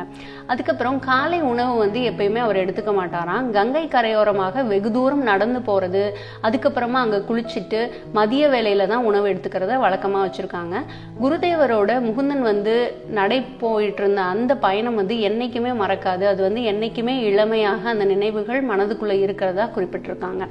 ஆசிரமத்திற்கு உலகத்துல இருந்து பல பேர் தொடர்ந்து வந்த வண்ணம் இருப்பாங்க அப்படின்னு சொல்றாங்க. குரு எல்லாரையுமே மரியாதையா அன்போட நடத்துவாராம். இவர் பணக்காரர், இவர் ஏழை, இவர் படித்தவர், அந்த மாதிரி எல்லாம் எந்த ஒரு பாகுபாடும் பார்க்காம எல்லாரிடத்திலும் ரொம்ப அன்பாவும் ரொம்ப பணிவாவும் நடந்துப்பாரு. அவரு தன்னை எங்கும் நிறைந்த ஆத்மாவாக உணர்ந்து கொண்டவர், எல்லா மனிதரிடத்திலும் தெளிவான சமத்தன்மையே காண்பவர் அப்படின்னு சொல்லிட்டு முகுந்தன் குறிப்பிடுறாரு. குருவோட பழக்கம் என்ன அப்படின்னா, அவர் உணவு அருந்தும் போது அவர் மட்டும் தனியா இருக்க மாட்டாராம். அவர் ஆசிரமத்துல இருக்க எல்லாரையும் கூப்பிட்டு அவங்க எல்லாருக்குமே உணவு கொடுத்துட்டு அதுக்கப்புறம் தான் அவரு சாப்பிடுவாராம். யாரையும் ஆசிரமத்துல இருந்து பசியோடவோ அதிருப்தியோடவோ வெளியில அனுப்ப மாட்டாரு அப்படின்றத சொல்றாங்க. உணவு குறைவாவே இருந்தாலும் அவருடைய சாமர்த்தியமான மேற்பார்வையில சீடர்கள் எல்லாம் ஒரு விருந்தாகவே அந்த உணவு எடுத்துப்பாங்க அப்படிங்கிறத சொல்றாங்க. ஒவ்வொரு மாலை நேரத்திலும் பெரும்பாலும் குருதேவர் சொற்பொழிவு செய்வார் அப்படின்னு சொல்றாங்க. அது எல்லாமே காலத்தினால அழியாத செல்வங்கள் அவை அப்படின்னு சொல்லிட்டு குறிப்பிடுறாரு. ஒவ்வொரு சொல்லுமே பார்த்தா ஞானத்தால செதுக்கப்பட்டது போல இருக்குமா. ஒரு உன்னதமான தன்னம்பிக்கை அவரது பேச்சில எப்பயுமே மிளரும் அப்படின்னு சொல்றாங்க. அது ஒப்பற்றது. என் அனுபவத்தில் அவர் பேசியது போல் யாருமே எப்பொழுதும் பேசியதில்லை அப்படின்னு சொல்லிட்டு முகுந்தன் குறிப்பிடுறாரு. குருதேவரோட எண்ணங்கள் பகுத்தறிவு அப்படிங்கிற 2 நுட்பமான தராசுல எடை போட்ட பின்னர் தான் பேச்சாக உருவெடுக்கிறது அப்படிங்கிறத குறிப்பிடுறாங்க. உயிருடன் தோற்றமளிக்கும் ஒரு தெய்வத்தின் முன்னிலையில் இருப்பதாகவே நான் எப்போதும் உணர்ந்திருக்கிறேன் அப்படின்னு சொல்லிட்டு யுத்தேஸ்வரரை பத்தி குறிப்பிடுறாரு. கல்லூரி விடுமுறை நாட்கள் வருது. ஒரு 15 நாள் போல விடுமுறை இருக்கு. அப்ப இவர் அந்த 15 நாளுமே நம்ம இங்க தங்கலாம்னு சொல்லிட்டு முடிவெடுத்துறாரு. ஆசிரமத்துல இருக்காங்க. இரவு வேளைகள்ல ஆசிரமத்துல பார்த்தா கொசு தொல்லைகள் ரொம்ப அதிகமா இருக்குமா. இவர் முகுந்தனோட வீட்டில் பார்த்தா அவங்க வீட்டில் எப்பயுமே கொசுவலை போட்டுட்டு அதில் தான் எல்லாருமே தூங்குற வழக்கம் வச்சுருக்காங்க. ஸோ இந்த கொசுக்கடி இவருக்கு ரொம்ப வித்தியாசமாகவும் இருக்குது, ரொம்ப எரிச்சல் ஊட்டக்கூடியதாக இருக்குது, துன்பம் தரக்கூடிய ஒன்றா இருக்குது. இவர் எப்பயுமே இரவு நேரங்கள் ஆனாலே ரொம்ப இந்த கொசு தொல்லையினால ரொம்ப கஷ்டப்பட்டுட்டு இருக்காரு. இதை யுத்தேஸ்வரர் பார்க்குறாங்க. பார்த்துட்டு அவர் சொல்கிறாரு, உனக்கு ஒரு கொசுவலை வாங்கிக்கப்பா அப்படின்னு சொல்கிறாங்க. அது போக எனக்கும் ஒரு கொசுவலை வாங்கிரு, ஏன்னா நீ கொசுவலையில் படுத்திருக்கனால ஒன்ன கடிக்கக்கூடிய கொசுக்களும் சேர்ந்து என்ன கடிக்க ஆரம்பிச்சிரும் அப்படின்னு சொல்லிட்டு ரொம்ப நகைச்சுவையா சொன்னாராம். உடனே முகுந்தனும் சரி 2 கொசுவலைகள் வாங்கிட்டு குருஜிக்கு ஒன்று கொடுத்துட்டு இவர் ஒன்று வச்சுக்கிறாரு. ஒரு எப்பயுமே கொசுவலை போடுன்னு சொல்லும் போது இவங்க அவங்களோட சொல் கேட்டு உடனே போட்டுருவாங்களாம். ஒரு நாள் கொசுவலையை போடுன்னு சொல்லிட்டு எந்த உத்தரவுமே அவர் தரலையா. இவர் யோசிச்சுட்டே இருக்காரு, எப்ப இவர் உத்தரவு தர போறாரு, நம்ம போட்டுக்கலாம்னு சொல்லிட்டு இவங்க படுத்துட்டு அப்படியே யோசிச்சுட்டே இருக்காங்க. யுத்தேஸ்வரர் பாத்தீங்கன்னா ஒரு தவ நிலையில அவர் இருக்காரு, சமாதி நிலையில இருக்காரு. இவருக்கு ஒண்ணுமே புரியல, இப்ப சொல்லுவாரா அப்ப சொல்லுவாரான்னு யோசிச்சுட்டே இருக்காங்க. அப்ப ஒரு சந்தேகம் வருது, உடல் அசைவே இல்லாம ரொம்ப நேரமா குருதேவர் இப்படியே உட்கார்ந்துருக்காரு, என்ன ஆச்சு, நம்ம போய் பார்க்கலாம்னு சொல்லிட்டு அவர் பக்கத்துல போறாராம். எந்த ஒரு அசைவும் இல்லையா. அதுக்கப்புறம் ரொம்ப பக்கத்துல போய் பார்த்தா மூச்சு விடக்கூடிய ஒரு அந்த அறிகுறியே இல்லாத மாதிரி இருந்துதான். மூக்கு கிட்ட வந்து கை வச்சு பாக்குறாரு, மூச்சு காற்று வர்ற மாதிரி தெரியல. உடலை வந்து தொட்டு பார்க்கலாம்னு சொல்லிட்டு தொட்டு பாக்குறாராம். ஜில்லுட்டு இருக்கான் உடல், அந்த நார்மலான வெப்பநிலை கூட இல்லாம இருக்கான். இவருக்கு ரொம்ப பயமாயிடுச்சான், ஒருவேளை ஏதாவது ஒரு இதாயிடுச்சோ, நம்ம வந்து கூப்பிடணும் யாரையாவது அப்படின்னு சொல்லிட்டு நினைக்கிறாராம். இருந்தாலும் ஒரு சந்தேகம் வருதான். ஸோ மூக்கையும் வாயையும் மூடி பாக்குறாராம். மூடி பார்த்தும் ரொம்ப நேரம் ஆகியும் அவர் அந்த மூச்சு திணறல் அந்த மாதிரி எந்த ஒரு விஷயமே அவர்கிட்ட வந்து அறிகுறி தெரியலையா. தெரியலன்னொடனே உடனே யாரையாவது கூப்பிடலாம் அப்படின்னு சொல்லிட்டு போகும்போது அவர் வந்து யுத்தேஸ்வர் வந்து சொல்றாராம், மூக்க ஆராய்ச்சி பண்ணக்கூடியவரே, தயவு செஞ்சு உங்க ஆராய்ச்சியை நிறுத்துறீங்களா, என்னோட மூக்கை விடுங்க அப்படின்னு வந்து சொல்றாராம். குருதேவருக்கு ரொம்ப சிரிப்பு வந்து அதிகமா இருந்தான். குலுங்கி குலுங்கி சிரித்தாராம். அதுக்கப்புறம், நீ ஏன் இன்னும் தூங்காம இங்கேயே இருக்க, உனக்காக இந்த முழு உலகமே மாறிடும் நினைக்கிறியா, உன்னை மாற்றிக்கொள், கொசுக்களின் நினைவை விட்டொளி முகுந்தா அப்படின்னு வந்து சொல்றாராம். சொன்னதும் இவர் பணிவோட படுக்கை அறைக்கு திரும்பிடுறாராம். அப்ப வந்து பாத்தீங்கன்னா அவர் ஒரு கொசு கூட கடிக்கலையாம். முகுந்தன் வந்து சிந்திக்கிறார், முதல்ல குருதேவர் கொசுவலைக்கு ஒப்புக்கொண்டது சும்மா என்ன மகிழ்விக்கிறதுக்காக தான் போல இருக்கு. ஏன்னா அவர் வந்து நினைச்சா எந்த கொசுவுமே அவரை வந்து கடிக்க முடியாத தன்மை கூட அவர் போக முடியும் அப்படிங்கிறத புரிஞ்சுக்கிறாரு. யோக சக்தியினால கொசுக்கள் அவரை கடிக்காம கூட அவரால் பார்த்துக்க முடியும் அப்படிங்கிறத புரிஞ்சுக்கிட்டாங்க. அவர் நினைத்தால் அவர் இதிலிருந்து தப்பி தாக்கப்பட முடியாத தன் உள்ளுக்குள் ஒன்றிவிடவும் முடியும் அப்படின்னு சொல்லிட்டு முகுந்தன் வந்து உணர்ந்து கொள்றாரு. ஒரு நாள் மாலை பொழுது சொற்பொழிவு வந்து யுத்தேஸ்வரர் ஆற்றிக்கொண்டிருக்கிறாரு. இவங்க எல்லாருமே நிறைய சீடர்கள்லாம் உட்காந்து கேட்டுட்டு இருக்காங்க. அப்ப மறுபடியும் ஒரு விஷத்தன்மையுள்ள கொசு வந்து முகுந்தனை வந்து கடிக்க ஆரம்பிக்குது, தொடையில வந்து கடிக்குது. உடனே இவர் வந்து அதுக்கு பதிலடி கொடுக்கணும்னு சொல்லிட்டு கையை ஓங்குறாராம். கையை ஓங்கின உடனே கொல்வது பாவம், இதை நிறுத்து அப்படின்னு சொல்லிட்டு அவர் மனதுல இருந்து ஒரு எண்ணம் தோன்றுது. அப்ப அவர் நினைக்கிறாராம், பதஞ்சலியின் அகிம்சை சூத்திரம் வந்து அவருக்கு நினைவு வந்திருக்கு. ஸோ அடிக்கக்கூடாது அப்படின்னு சொல்லிட்டு முடிவெடுத்துட்டு பேசாம இருந்துடுறாராம். அப்ப யுத்தேஸ்வர் வந்து பேசுறதை நிறுத்திட்டு, நீ ஏன் அந்த வேலையை முடிக்கவில்லை அப்படின்னு சொல்லிட்டு கேட்கிறாராம். குருதேவா, கொலை செய்யறது பாவம் இல்லையா, நீங்க என்ன கொலை செய்யறதை ஆதரிக்கிறீங்களா அப்படின்னு கேட்டாராம். அதுக்கு யுத்தேஸ்வரர் சொன்னாராம், இல்லவே இல்லை, ஆனா உன் மனதில் நீ ஏற்கனவே மரண அடியை அந்த கொசுவுக்கு கொடுத்து விட்டாயே அப்படின்னு சொல்லிட்டு சொன்னாராம். அப்ப முகுந்தன் வந்து, எனக்கு ஒன்றும் புரியல நீங்க சொல்றது அப்படின்னு சொல்லி கேட்கும்போது, அகிம்சை என்பதன் மூலம் பதஞ்சலி கூற வந்தது என்ன அப்படின்னா, கொல்வதற்குள்ள விருப்பத்தை நீக்க வேண்டும் என்பதுதான். ஆனா நீ மனதுல வந்து கொல்லணும்னு நினைச்சிட்ட இல்லையா, அது எப்படி அகிம்சை ஆகும் அப்படின்னு சொல்லிட்டு அவர் கேட்டிருக்காரு. அப்ப முகுந்தனுக்கு வந்து ஒரு சந்தேகம் வருது. குருதேவா, ஒரு கொடிய மிருகம் வந்து நம்மளை கொல்ல வருதுன்னு வச்சுக்கோங்களேன், அதை கொல்லணும்னு கூட நினைக்க கூடாதா, அது மனிதனை வந்து பலியாக எடுத்துக்கட்டும்னு சொல்லிட்டு நம்ம அப்படியே விட்டுறணுமா, மனிதன் தன்னை பலியாக கொடுத்து விடணுமா அப்படின்னு சொல்லிட்டு அவர் கேட்கிறாராம். நான் அப்படி சொல்லலை, மனித உடல் வந்து ரொம்ப விலை மதிப்பற்றது. அந்த சிந்திக்கக்கூடிய ஆற்றல், ஆறாவது அறிவுங்கிறது மனிதனுக்கு தான் இருக்கு. அந்த அறிவை கொண்டு தான் இறைவனையும் மெய்ப்பொருளையும் கண்டுபிடிக்கிறதுக்கு முடியும். அதனால கண்டிப்பா தன்னை கொல்ல வரக்கூடிய மிருகத்தை கொல்றதுனால தப்பு இல்லை. கொல்லும் போது சில பாப கடன் வந்து நமக்கு ஏற்படதான் செய்யும் அப்படின்னு சொல்லிட்டு புனித சாஸ்திரங்கள்ல எல்லாம் குறிப்பிட்டிருக்காங்க. மனித உயிரை வந்து நம்ம அவசியமற்ற முறையில் இழப்பது கர்ம விதியை கடுமையாக மீறுறதுக்கும் சமமா இருக்கும் அப்படின்னு சொல்லிட்டு அவர் வந்து சாஸ்திரத்திலையும் கொஞ்சம் எடுத்துக்காட்டி அவர் வந்து சொல்றாராம். அப்பதான் முகுந்தனுக்கு வந்து கொஞ்சம் நிம்மதி பெருமூச்சு வந்தது அப்படின்றத சொல்றாங்க. அப்ப இவர் வந்து யோசிக்கிறாரு, ஓகே, இது வரைக்கும் இவர் வந்து புலி, சிங்கம், சிறுத்தை அந்த மாதிரி எந்த கொடிய விலங்குகள்கிட்டையும் இவர் வந்து மாட்டினதில்லை போல, அதனாலதான் வந்து இவர் இப்படி நினைக்கிறாரு அப்படின்னு சொல்லிட்டு ஒரு எண்ணம் வந்து அவருக்கு இருக்கு. அப்ப யுத்தேஸ்வரோட நீண்ட நாட்களாக பயணம் பண்ண ஒரு சீடர் வந்து சொல்றாரு, அப்படி நீ நினைப்பது போல கிடையாது. ஒரு தடவை வந்து ஒரு பயங்கரமான நல்ல பாம்பு படம் எடுத்துட்டு இவரை நோக்கி வந்தது. அப்ப நானும் அவர் கூட தான் இருந்தேன். நான் வந்து இறைவனை வேண்டிட்டு இருந்தேன், அந்த பாம்புனால எங்களுக்கு எந்த தீங்கும் ஏற்பட்டுறக்கூடாதுன்னு சொல்லிட்டு நான் வேண்டிட்டு இருந்தேன். ஆனா யுத்தேஸ்வரர் வந்து எந்த ஒரு சலனமும் இல்லாம அவர் வந்து சிரித்த முகத்தோட இருந்தாரு. அந்த பாம்பு எங்களை நோக்கி ரொம்ப சீற்றத்தோட வந்துகிட்டே இருந்தது, படம் எடுத்து ஆடிச்சு. அப்ப யுத்தேஸ்வரர் வந்து அவரோட தொடையில தாளம் போடுற மாதிரி அவர் வந்து செய்கை பண்ணிட்டே இருந்தாரு. அந்த பாம்பு கொஞ்சம் கொஞ்சமா அதோட சீற்றம் வந்து குறைஞ்சு ரொம்ப இரக்கமுள்ளதா அன்பும் கருணையும் கொண்டதாக அது மாறி அவரோட யுத்தேஸ்வரர் கால்களுக்கு இடையில வந்து அது ஊர்ந்து நகர்ந்து சென்று விட்டது அப்படின்னு சொல்லிட்டு அவருங்க வந்து சொல்றாங்க. அப்ப வந்து இவர் நினைக்கிறாரு, யோக சக்தியினால எந்த ஒரு மிருகத்தையும் தன்னை எதுவும் செய்ய முடியாத அளவுக்கு கூட நம்மளை பார்த்துக்க முடியும், அதற்கான ஆற்றல் வந்து அதுக்கு இருக்கு அப்படிங்கிறத முகுந்தன் வந்து உணர்ந்து கொள்றாரு. இவரோட கல்லூரி விடுமுறை நாட்கள் வந்து முடிய போது குருதேவர் முகுந்தனை வந்து உற்று பார்த்துட்டு சொல்றாராம், முகுந்தன் நீ ரொம்ப மெலிந்திருக்கிறாயே அப்படின்னு சொல்லிட்டு வந்து கேட்டாங்களாம். அது வந்து முகுந்தனுக்கு ரொம்ப ஒரு கஷ்டமா இருந்ததுதான். ஏன்னா ரொம்ப நாளா வந்து உடம்பை ஏத்தணும்னு சொல்லிட்டு நினைச்சிட்டு இருக்காரு. ரொம்ப ஒல்லியான ஒரு சரீரம் வந்து அவருக்கு இளமை காலத்துல வந்து இருந்திருக்கு. எப்படிதான் நம்ம வந்து கொஞ்சம் போஷாக்கா என்ன உணவுகள் எடுத்தாலும் நம்மளால புஷ்டியா ஆக முடியலையே அப்படின்னு சொல்லிட்டு ஒரு வருத்தம் வந்து எப்பயுமே இருக்குமா. இந்த உடலை வச்சுட்டு நம்ம எல்லாம் உயிரோட தான் வாழணுமா அப்படின்ற மாதிரி இருந்தாராம். ஏன்னா எப்ப பாரு ஒரு மாதிரி நோஞ்சானான உடம்பு, எப்பயுமே வயிற்று வலி, இந்த மாதிரிலாம் சில உபாதைகள் வந்து அவருக்கு எப்பயுமே இருந்திருக்கு. அப்ப இவர் வந்து சொன்னாரா, நம்ம நிறைய மருந்துகள் கூட எடுத்து பார்த்துட்டேன், ஆனாலும் எந்த ஒரு பலனும் இல்லை குருஜி அப்படின்னு வந்து சொல்றாங்களாம். அப்ப யுத்தேஸ்வர் வந்து சொல்றாரு, மருந்துகளுக்கு எல்லை உண்டு, தெய்வீக படைப்பாற்றல் பெற்ற உயிர் சக்திக்கு எல்லையே இல்லை, நீ முதல்ல அதை நம்பு, நீ நன்றாகவும் திடமாகவும் ஆவாய் அப்படின்றத சொல்றாங்களாம். குருதேவரோட சொற்களை கேட்டுட்டு அவர் வந்து அவரோட கல்லூரிக்கு போயிடுறாரு. ஆச்சரியப்படும் வகையில அவரோட உடல் வந்து நாளுக்கு நாள் ஆரோக்கியமாகவும் திடமாகவும் மாறுறதை வந்து உணர்றாராம்.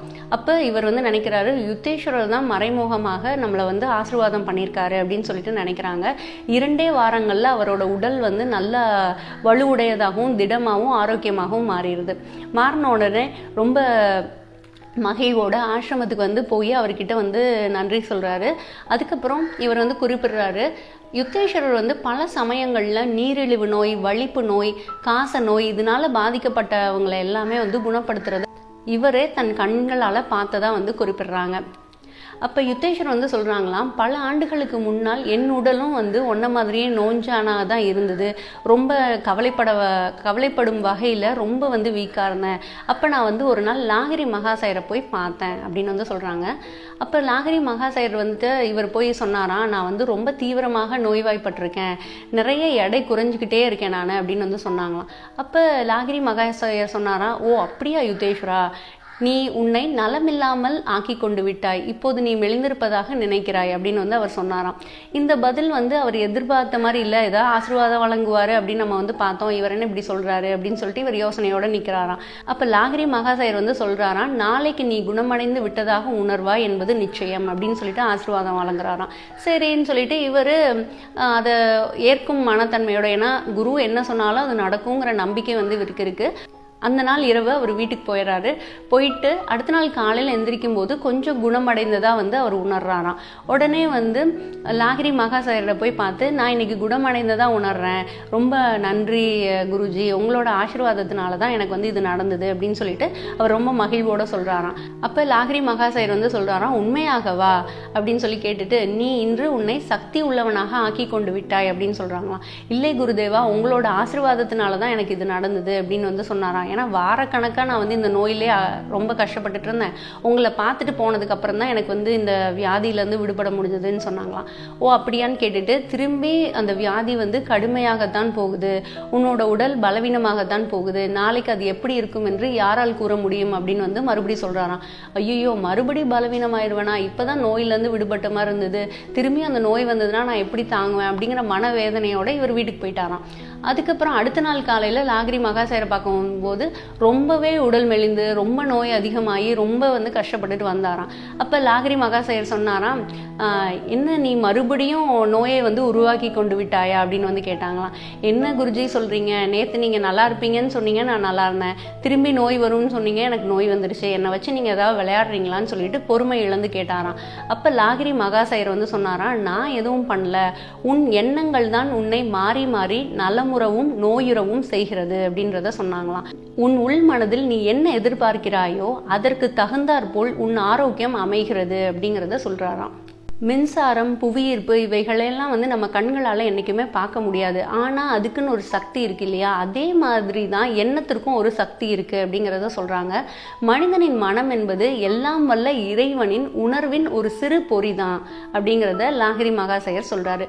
உன் சக்தி வாய்ந்த மனம் எதை தீவிரமாக நம்புகிறதோ அது உடனே நடக்கவும் செய்கிறது அப்படிங்கிறத அவர் வந்து சொல்கிறாரு. இதை சுட்டி காட்டுறதுக்கு தான் நான் உனக்கு இதெல்லாம் நான் சொல்லிட்டு இருந்தேன் அப்படிங்கிறத சொல்கிறாங்க. அப்போ அவர் வந்து நினைச்சாரா, லாகிரி மகாசயர் வெறுமனே பயனின்றி எதையும் பேச மாட்டார் அப்படிங்கறத அன்னைக்கு தான் புரிஞ்சுக்கிட்டதா வந்து சொல்றாரு. அப்போ லாகிரி மகாசாயர்கிட்ட வந்து இவர் கேட்குறானா யுத்தேஸ்வரர், குருதேவா, நான் ஆரோக்கியத்துடன் தான் இருப்பதாகவும் என் பழைய எடையை அடைந்து விட்டதாகவும் எண்ணினால் மட்டும் போதுமா, அது நடந்து விடுமா அப்படின்றத கேட்குறாராம். அப்போ லாகிரி மகாசாயர் சொல்கிறாராம், ஆம், அப்படியே நடக்கும், இந்த சணத்தில் கூட அது நடக்கும் அப்படிங்கிறத சொல்கிறாங்களாம். என் குருவின் பார்வை என் கண்களில் லயித்திருந்தது அப்படிங்கிறத யுத்தேஸ்வரர் வந்து சொல்கிறாரு. நான் உடனே என் உடல் சக்தி மட்டுமல்லாமல் எடையும் கூடிவிட்டதை உணர்ந்தேன் அப்படின்றத சொல்கிறாங்க. இவரோட உடல் எடை கூடினதை வந்து பார்த்துட்டு யாருனாலையுமே நம்ப முடியல, ஒரே நாள்ல எப்படி இவ்வளோ எடை வந்தோம்னால கூட முடியும் அப்படின்றத எல்லாருமே வந்து ஆச்சரியத்தோட பார்த்தாங்களாம். அவங்க அன்னை கூட ரொம்பவே ஆச்சரியமா இதை வந்து பார்த்ததா சொல்றாங்க. இப்படி ஒல்லியா இருந்தவன் எப்படி இப்படி ஆயிட்டான்னு சொல்லிட்டு நண்பர்களுக்கிடையே சில பேச்சுக்கள்லாம் இருந்ததான். எல்லாருமே வந்து எப்படி நீ இப்படி ஆன அப்படின்னு சொல்லிட்டு கேட்டுட்டே இருந்தாங்களாம். அப்போ இவர் இந்த அதிசயத்தை வந்து சொன்னாராம், லாகிரி மகாசயர் மூலமாக தான் எனக்கு இந்த மாதிரி ஒரு எடை கூடின சக்தி வந்து கிடைச்சது அப்படின்னு. உடனே எல்லாருமே லாகிரி மகாசயரின் சீடர்கள் ஆகணும் அப்படின்னு சொல்லிட்டு ஆர்வமோட அவரோட ஆசிரமத்திற்கு போனதா வந்து யுத்தேஸ்வரர் சொல்றாங்க. யுத்தேஸ்வரர் வந்து மேலும் லாகிரி மகாசயரை பத்தி சொல்றாரு, எனது குரு கடவுளின் விழிப்புணர்வோடு இருந்தமையால் இந்த உலகமானது ஒரு கனவு அப்படிங்கிறத அவர் வந்து புரிஞ்சிட்டு இருக்காரு அப்படிங்கிறத சொல்றாங்க. லாகிரி மகாசயர் தன்னை முழுவதுமாக தெய்வீக கனவு காண்பவனோடு ஐக்கியப்படுத்தி கொண்டதன் காரணமாக நடைமுறை உலகின் கனவணுக்கள் எதையும் அவர் விரும்பியபடி தோற்றுவிக்கவோ அல்லது அழிக்கவோ அல்லது மாற்றி அமைக்கவோ முடிந்தது அப்படின்னு வந்து சொல்றாரு.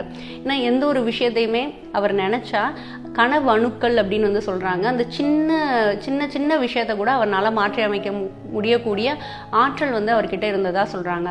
எல்லா படைப்புகளும் ஒரு விதிமுறையினால் தான் ஆளப்படுகின்றன என்று ஸ்ரீ யுத்தேஸ்வர் வந்து லாகிரி மகாசயரை பத்தி சொல்லி முடிச்சாரு அப்படின்றத சொல்றாரு. யுத்தேஸ்வரர் வந்து பார்த்தீங்கன்னா அந்த மாலை சொற்பொழிவெல்லாம் ஆற்றும்போது அங்கே இருக்க எல்லாரோட கவனமும் அவரோட சொற்பொழிவில் இருக்கா அப்படின்னு கவனிக்கக்கூடிய ஆற்றல் வந்து பெற்றதா வந்து சொல்கிறாரு. அவங்க மனது வந்து அவரோட சொற்பொழிவில் நிலைக்கலை அப்படின்னா கூட உணர்ந்து கொள்ளக்கூடிய அளவுக்கு அவர் ரொம்ப நுட்பமாக ஒவ்வொருத்தரையும் கவனிச்சதை முகுந்தன் வந்து குறிப்பிடுறாங்க. முகுந்தன் ஒரு தடவை சொற்பொழிவு ஆற்றிட்டு இருக்கும்போது அவரோட மனது வந்து அதில் நிலைக்காம வேற எங்கேயோ அப்படி சஞ்சரிக்க தொடங்கிடுச்சான். ஆனால் உடல்ல எந்த ஒரு அசைவையும் அவர் காட்டலையாம். அவரோட கண்கள் வந்து குருதேவரையே பார்த்துட்டு இருக்க மாதிரி தான் அவர் வச்சிருந்தாரு. ஆனால் மனசு மட்டும் அந்த இடத்துல இல்லையா. அதை உடனே யுத்தேஸ்வரர் வந்து கண்டுபிடிச்சிட்டாராம். நீ இங்கே இல்லை அப்படின்னு சொல்லிட்டு யுத்தேஸ்வரர் வந்து முகுந்தனை பற்றி சொல்கிறாங்களாம். அப்போ முகுந்தன் வந்து இல்லை சொல்கிறாராம், இல்லை குருஜி, நான் இங்கே தான் கவனிச்சிட்டு இருக்கேன், என்னோட கண் இமைகள் கூட நான் வந்து இமைக்கலை, நீங்கள் நல்லா கவனிச்சிங்களா, நீங்கள் என்ன சொன்னீங்களோ அதை என்னால் திரும்ப சொல்ல முடியும், கேட்குறீங்களா அப்படின்னு சொல்லிட்டு கேட்டாராம். நீ என்ன சொன்னாலும் சரி, ஆனாலும் நீ முழு கவனத்தோட இங்கே இல்லை அப்படிங்கிறத மறுபடியும் ஒரு தடவை சொன்னாராம். இவர் வந்து ஒத்துக்கிறதா இல்லையா முகுந்தன், இல்லை அப்படின்றத இவரும் மறுத்து சொல்கிறாராம். அப்போ என்னை வந்து மன்னிச்சிரு, நீ இல்லைன்னு சாதிக்கிறதுனால நான் வந்து சொல்ல வேண்டியதா இருக்கு அப்படின்னு சொல்லிட்டு சொல்றாராம். என்னன்னா, நீ மனதில் 3 ஸ்தாபனங்களை படைத்து கொண்டிருக்கிறாய். ஒன்று சமவெளியில் இயற்கை வனப்புள்ள ஏகாந்தமான இடம், மற்றொன்று மலை உச்சியில், இன்னும் ஒன்று கடற்கரை பக்கமாக அப்படின்னு வந்து சொல்லிட்டு நிறுத்தினாராம். இவர் சொன்ன மாதிரி அச்சு அசலா முகுந்தன் வந்து அதை பத்தி தான் யோசிச்சுட்டு இருந்தாராம். 3 கட்டடங்கள் சமவெளியில இருக்க மாதிரியும், ஒன்று வந்து மலை உச்சியில இருக்க மாதிரியும், இன்னொன்று கடற்கரை பக்கமா இருக்க மாதிரியும் அவர் வந்து மனதுல எண்ணம் வந்து இருந்தது அப்படின்றாங்க. அது வந்து ரொம்ப ஆச்சரியத்தையும் இவருக்கு அளிக்கக்கூடியதா ஒன்று இருந்தது அப்படின்றாங்க. ஏன்னா மனதுக்குள்ள நம்ம என்ன நினைக்கிறோங்கிறத முதற்கொண்டு இவர் சொல்றாரு, இவர் எப்பேற்பட்ட சக்தி படைத்தவரா இருப்பாரு அப்படின்னு சொல்லிட்டு அவர் யோசிச்சாரா இந்த தருணத்துல. மேலும் யுத்தேஸ்வரர் வந்து சொல்றாராம், நீ அந்த உரிமையை எனக்கு அளித்திருக்கிறாய், உன் மனதுல என்ன நடக்குது, நீ என்ன யோசிக்கிறங்கிறத முதற்கொண்டு நான் பார்க்கக்கூடிய அளவுக்கு நீ எனக்கு உரிமை வழங்கியிருக்கிறதுனாலதான் இவ்வளவு நுட்பமாக நான் வந்து இதை கவனிச்சு உனக்கு நான் சொல்றேன் அப்படிங்கிறத சொல்றாங்க. சொல்றத நீ வந்து முழு கவனத்தோட நீ கேட்கல அப்படின்னா அதோட நுட்பமான கருத்துக்களை நீ தவற விட்டுருவ. நீ முழு கவனம் இல்லைன்னா உன்னால அதை வந்து கிரகித்து கொள்ள முடியாது அப்படிங்கிறத சொல்றாங்களாம். அப்புறம் சொல்றாரு, அவசியம் இல்லாமல் நான் யாரோட மனதின் தனிமையையும் ஊடுருவி பார்ப்பதில்லை அப்படின்றத சொல்றாங்க. தன் எண்ணங்களினூடே ரகசியமாக திரிவதற்கு மனிதனுக்கு எல்லா நேரத்திலும் இயற்கை வந்து சலுகை கொடுத்திருக்கு. அலையாமல் இறைவன் கூட அங்கு நுழைவதில்லை அப்படின்னு வந்து சொல்றாங்க. நானும் அங்கு தலையிட என்றுமே முயற்சிப்பதில்லை அப்படிங்கிறத சொல்றாரு. அப்ப இவருக்கு வந்து முகுந்தனுக்கு கொஞ்சம் சங்கோஜம் ஆயிடுது. அப்ப சொல்றாரு, நீங்க எப்போது வேண்டுமானாலும் என் மனதில் என்ன நான் வந்து நினைக்கிறேங்கிறத பார்க்கக்கூடிய ஒரு உரிமை உங்களுக்கு இருக்கு அப்படிங்கிறத சொல்றாங்களாம். யுத்தேஸ்வரர் சொல்றாரு, உனது கட்டிட கனவுகளை எல்லாம் வருங்காலத்தில் மெய்யாகும், இப்பொழுது நீ படிக்கிற வேலையை பாரு அப்படிங்கிறத சொல்றாரு. குருதேவர் வந்து என்ன ஆர்டரில் வந்து சொன்னாரோ அதே மாதிரி அந்த கட்டிடங்கள்லாம் அவர் சொன்ன ஆர்டர்லே இவர் வந்து நிர்மாணிச்சிருக்காரு. முதல்ல வந்து ராஞ்சியில் சமவெளியில் நிறுவிய சிறுவர்களுக்கான ஒரு யோக பாடசாலை வந்து நிறுவுறாங்க. அடுத்தது லாஸ் ஏஞ்சல்ஸில் மலை உச்சியில் அமெரிக்க தலைமைச் செயலகம் மற்றும் கலிபோர்னியாவில் என்சினிடஸ் என்னும் இடத்தில் பசிபிக் மகா சமுத்திரத்தை எதிர்நோக்கி அமைந்த ஒரு ஆசிரமம். இது 3ஐயும் வந்து அவர் நிர்மாணிச்சிருக்காரு. இது எல்லாமே யுக்தேஸ்வர் வந்து சொன்ன வரிசைப்படி அமைந்தது. ரொம்ப ஆச்சரியப்படக்கூடிய வகையில் வந்து அது உண்மையானது அப்படின்றத சொல்றாரு. அதுக்கப்புறம் முகுந்தன் வந்து ரொம்ப அழகாக இதை சொல்கிறாங்க. என்னென்னா, ஸ்ரீ யுக்தேஸ்வரரின் புனித திருவடிகளை தொடும்போதெல்லாம் அவருக்கு வந்து ஒரு எழுச்சி வந்து ஏற்படும் அப்படின்றாங்க. ஒரு சீடன் குருவினோட பக்தி மயமான தொடர்பினால் ஆன்மீக காந்தமயமாக்கப்படுகிறான். ஒரு சூட்சமமான மின்னோட்டம் வந்து அங்கே உருவாகுது அப்படின்றாங்க. பக்தனுடைய மூளையில் இருக்கும் வேண்டாத பழக்க அமைப்புகள் அடிக்கடி பொசுக்கப்பட்டு தேவையானவை மட்டுமே அங்கே வந்து இருக்கும் அப்படிங்கிறத முகுந்தன் வந்து குறிப்பிடுறாரு. அவர் எப்பெல்லாம் குருவோட பாதத்தை இந்திய முறைப்படி மண்டியிட்டு வணங்கும் போது எல்லாமே அவரோட உடம்புல வந்து ஒரு ஒளிமயமான முக்தி தரவல்ல புல்லரிப்பு வந்து தோன்றும் அப்படிங்கிறத சொல்றாங்க. எப்ப எல்லாம் முகுந்தன் வந்து ஏதோ மனக்கவலையோட குழப்பத்தோட ரொம்ப சிரமத்திலையோ துன்பமோ இருக்கும்போது ஆசிரமத்துக்குள்ள நுழைஞ்சாலும் ஆசிரம படியை வந்து மிதிக்கும் போதே அவர் மனநிலை கொஞ்சம் மாறுமா. அதுவே குருஜியை பார்த்துட்டாரு அப்படின்னா அவரோட மனநிலை முற்றிலுமாக மாறி ஒரு அமைதியான தன்மை வந்து அவன் மனதில் வந்து குடிகொள்ளக்கூடிய அளவுக்கு இருக்கும் அப்படின்னு வந்து சொல்கிறாங்க. தினமும் ஆனந்தமும் அமைதியும் ஞானம் ஆகியவற்றின் புது அனுபவத்தை கொடுக்கக்கூடியதாக இருக்கும் அவரோட தரிசனம் அப்படிங்கிறத சொல்கிறாரு. அங்கே வந்து நிறைய மாணவர்கள் வந்து ஆசிரமத்திலேயே தங்கியிருப்பாங்களாம். புதுதாக ஏதாவது மாணவர்கள் வர்றாங்க அப்படின்னா சில சமயத்தில் அவங்களுக்கு யோக பயிற்சியில் தன்னோட தகுதியை பற்றி அவங்களுக்கு சந்தேகம் வருமா. அப்போ சந்தேகம் ஏற்படும் போதெல்லாம் யுக்தேஸ்வர் வந்து சொல்லுவாராம், கடந்ததை மறந்து விடு அப்படின்றத சொல்லுவாங்களாம். எல்லா மனிதர்களுக்கும் கடந்த காலம் அப்படின்னு சொல்லிட்டு ஒன்று இருக்கும். அந்த கடந்த காலத்தில் பல அவமானங்கள் இருள் படர்ந்தவையாக கூட அது இருக்கலாம். நம்ம என்ன பண்ணணும் அப்படின்னா தெய்வீகத்தில் நங்கூரம் பாய்ச்சி நின்றால் அல்லாது மனித நடத்தையை நம்புவதற்கில்லை அப்படின்னு சொல்றாங்க. இப்பொழுது நீ ஆன்மீக முயற்சியில் ஈடுபட்டால் எதிர்காலத்தில் எல்லா விதத்திலும் முன்னேற்றம் அடைவாய் அப்படின்னு யுக்தேஸ்வரர் சொல்லி அந்த புது மாணவர்களுக்கு தெம்பூட்டி அவர்களை வந்து யோக பயிற்சியில மறுபடியும் ஈடுபட வைப்பாரு அப்படின்றத சொல்றாங்க. யுக்தேஸ்வரர் எப்பயுமே சன்னியாசிகள் அணியக்கூடிய காவி உடையதான் அணிந்திருப்பாராம். அவரோட வேலைகளை முடிந்த வரைக்கும் அவரே தான் செஞ்சுப்பாராம். சில சமயத்துல அவரோட மாணவர்கள் வந்து நான் செய்யறேன்னு சொல்லிட்டு ரொம்ப பிரியப்பட்டு அவரோட துணிகளை எல்லாம் துவைத்து தருவாங்களாம். அப்படி சில சமயம் மாணவர்கள் பல வேலைகளினால துவைக்க முடியாத நாள் இருக்கும்போது இவரே தன்னுடைய துணிகளை எல்லாம் துவைச்சுப்பாரு. ஏன் நீ துவைக்கல அப்படின்றதெல்லாம் கேட்க மாட்டாரு. தன்னோட வேலையை தானே செய்யக்கூடிய அளவுக்கு அவர் வந்து பெருந்தன்மையா வந்து இருந்தாரு அப்படின்றத சொல்றாங்க. யாருக்கிட்ட எந்த ஒரு வேலையுமே வந்து அவர் ஏவ மாட்டாரு அப்படிங்கிறத முகுந்தன் வந்து குறிப்பிடுறாரு.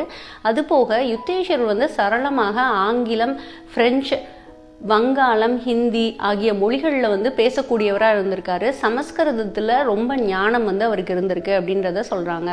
முகுந்தன் வந்து சொல்கிறாங்க, குருதேவர் தன் உடலின் மீது அதீத அக்கறை வந்து காட்டலை அப்படிங்கிறத சொல்கிறாரு. ஆனால் உடல் மனம் இது ரெண்டும் ஆரோக்கியமாக இருந்தாதான் தெய்வீகம் சரியாக வெளிப்படும் அப்படிங்கிறத அவர் குறிப்பிடுவாராம். எதிலுமே வந்து மிகையை வந்து அவர் வெறுப்பார் அப்படிங்கிறத முகுந்தன் சொல்கிறாங்க. யுக்தேஸ்வரர் வந்து எப்பயுமே நோய்வாய்ப்பட்டு பார்த்ததில்லை அப்படிங்கிறத சொல்கிறாங்க. அங்கே இருக்க சீடர்களுக்கு சில சமயம் நோய்கள் ஏற்பட்டால் அதுவே சரியாயிரும்னு காத்திருக்கலாம். அப்படி இல்லைன்னா இல்லை நாங்கள் வைத்தியரை பார்க்கணும்னு சொல்லிட்டு மாணவர்கள் பிரியப்பட்டாங்களாம். அவங்கள வந்து வைத்தியரை பார்க்கறதுக்கு அவர் அனுமதியை வழங்கியிருக்காரு அப்படின்றத சொல்கிறாங்க.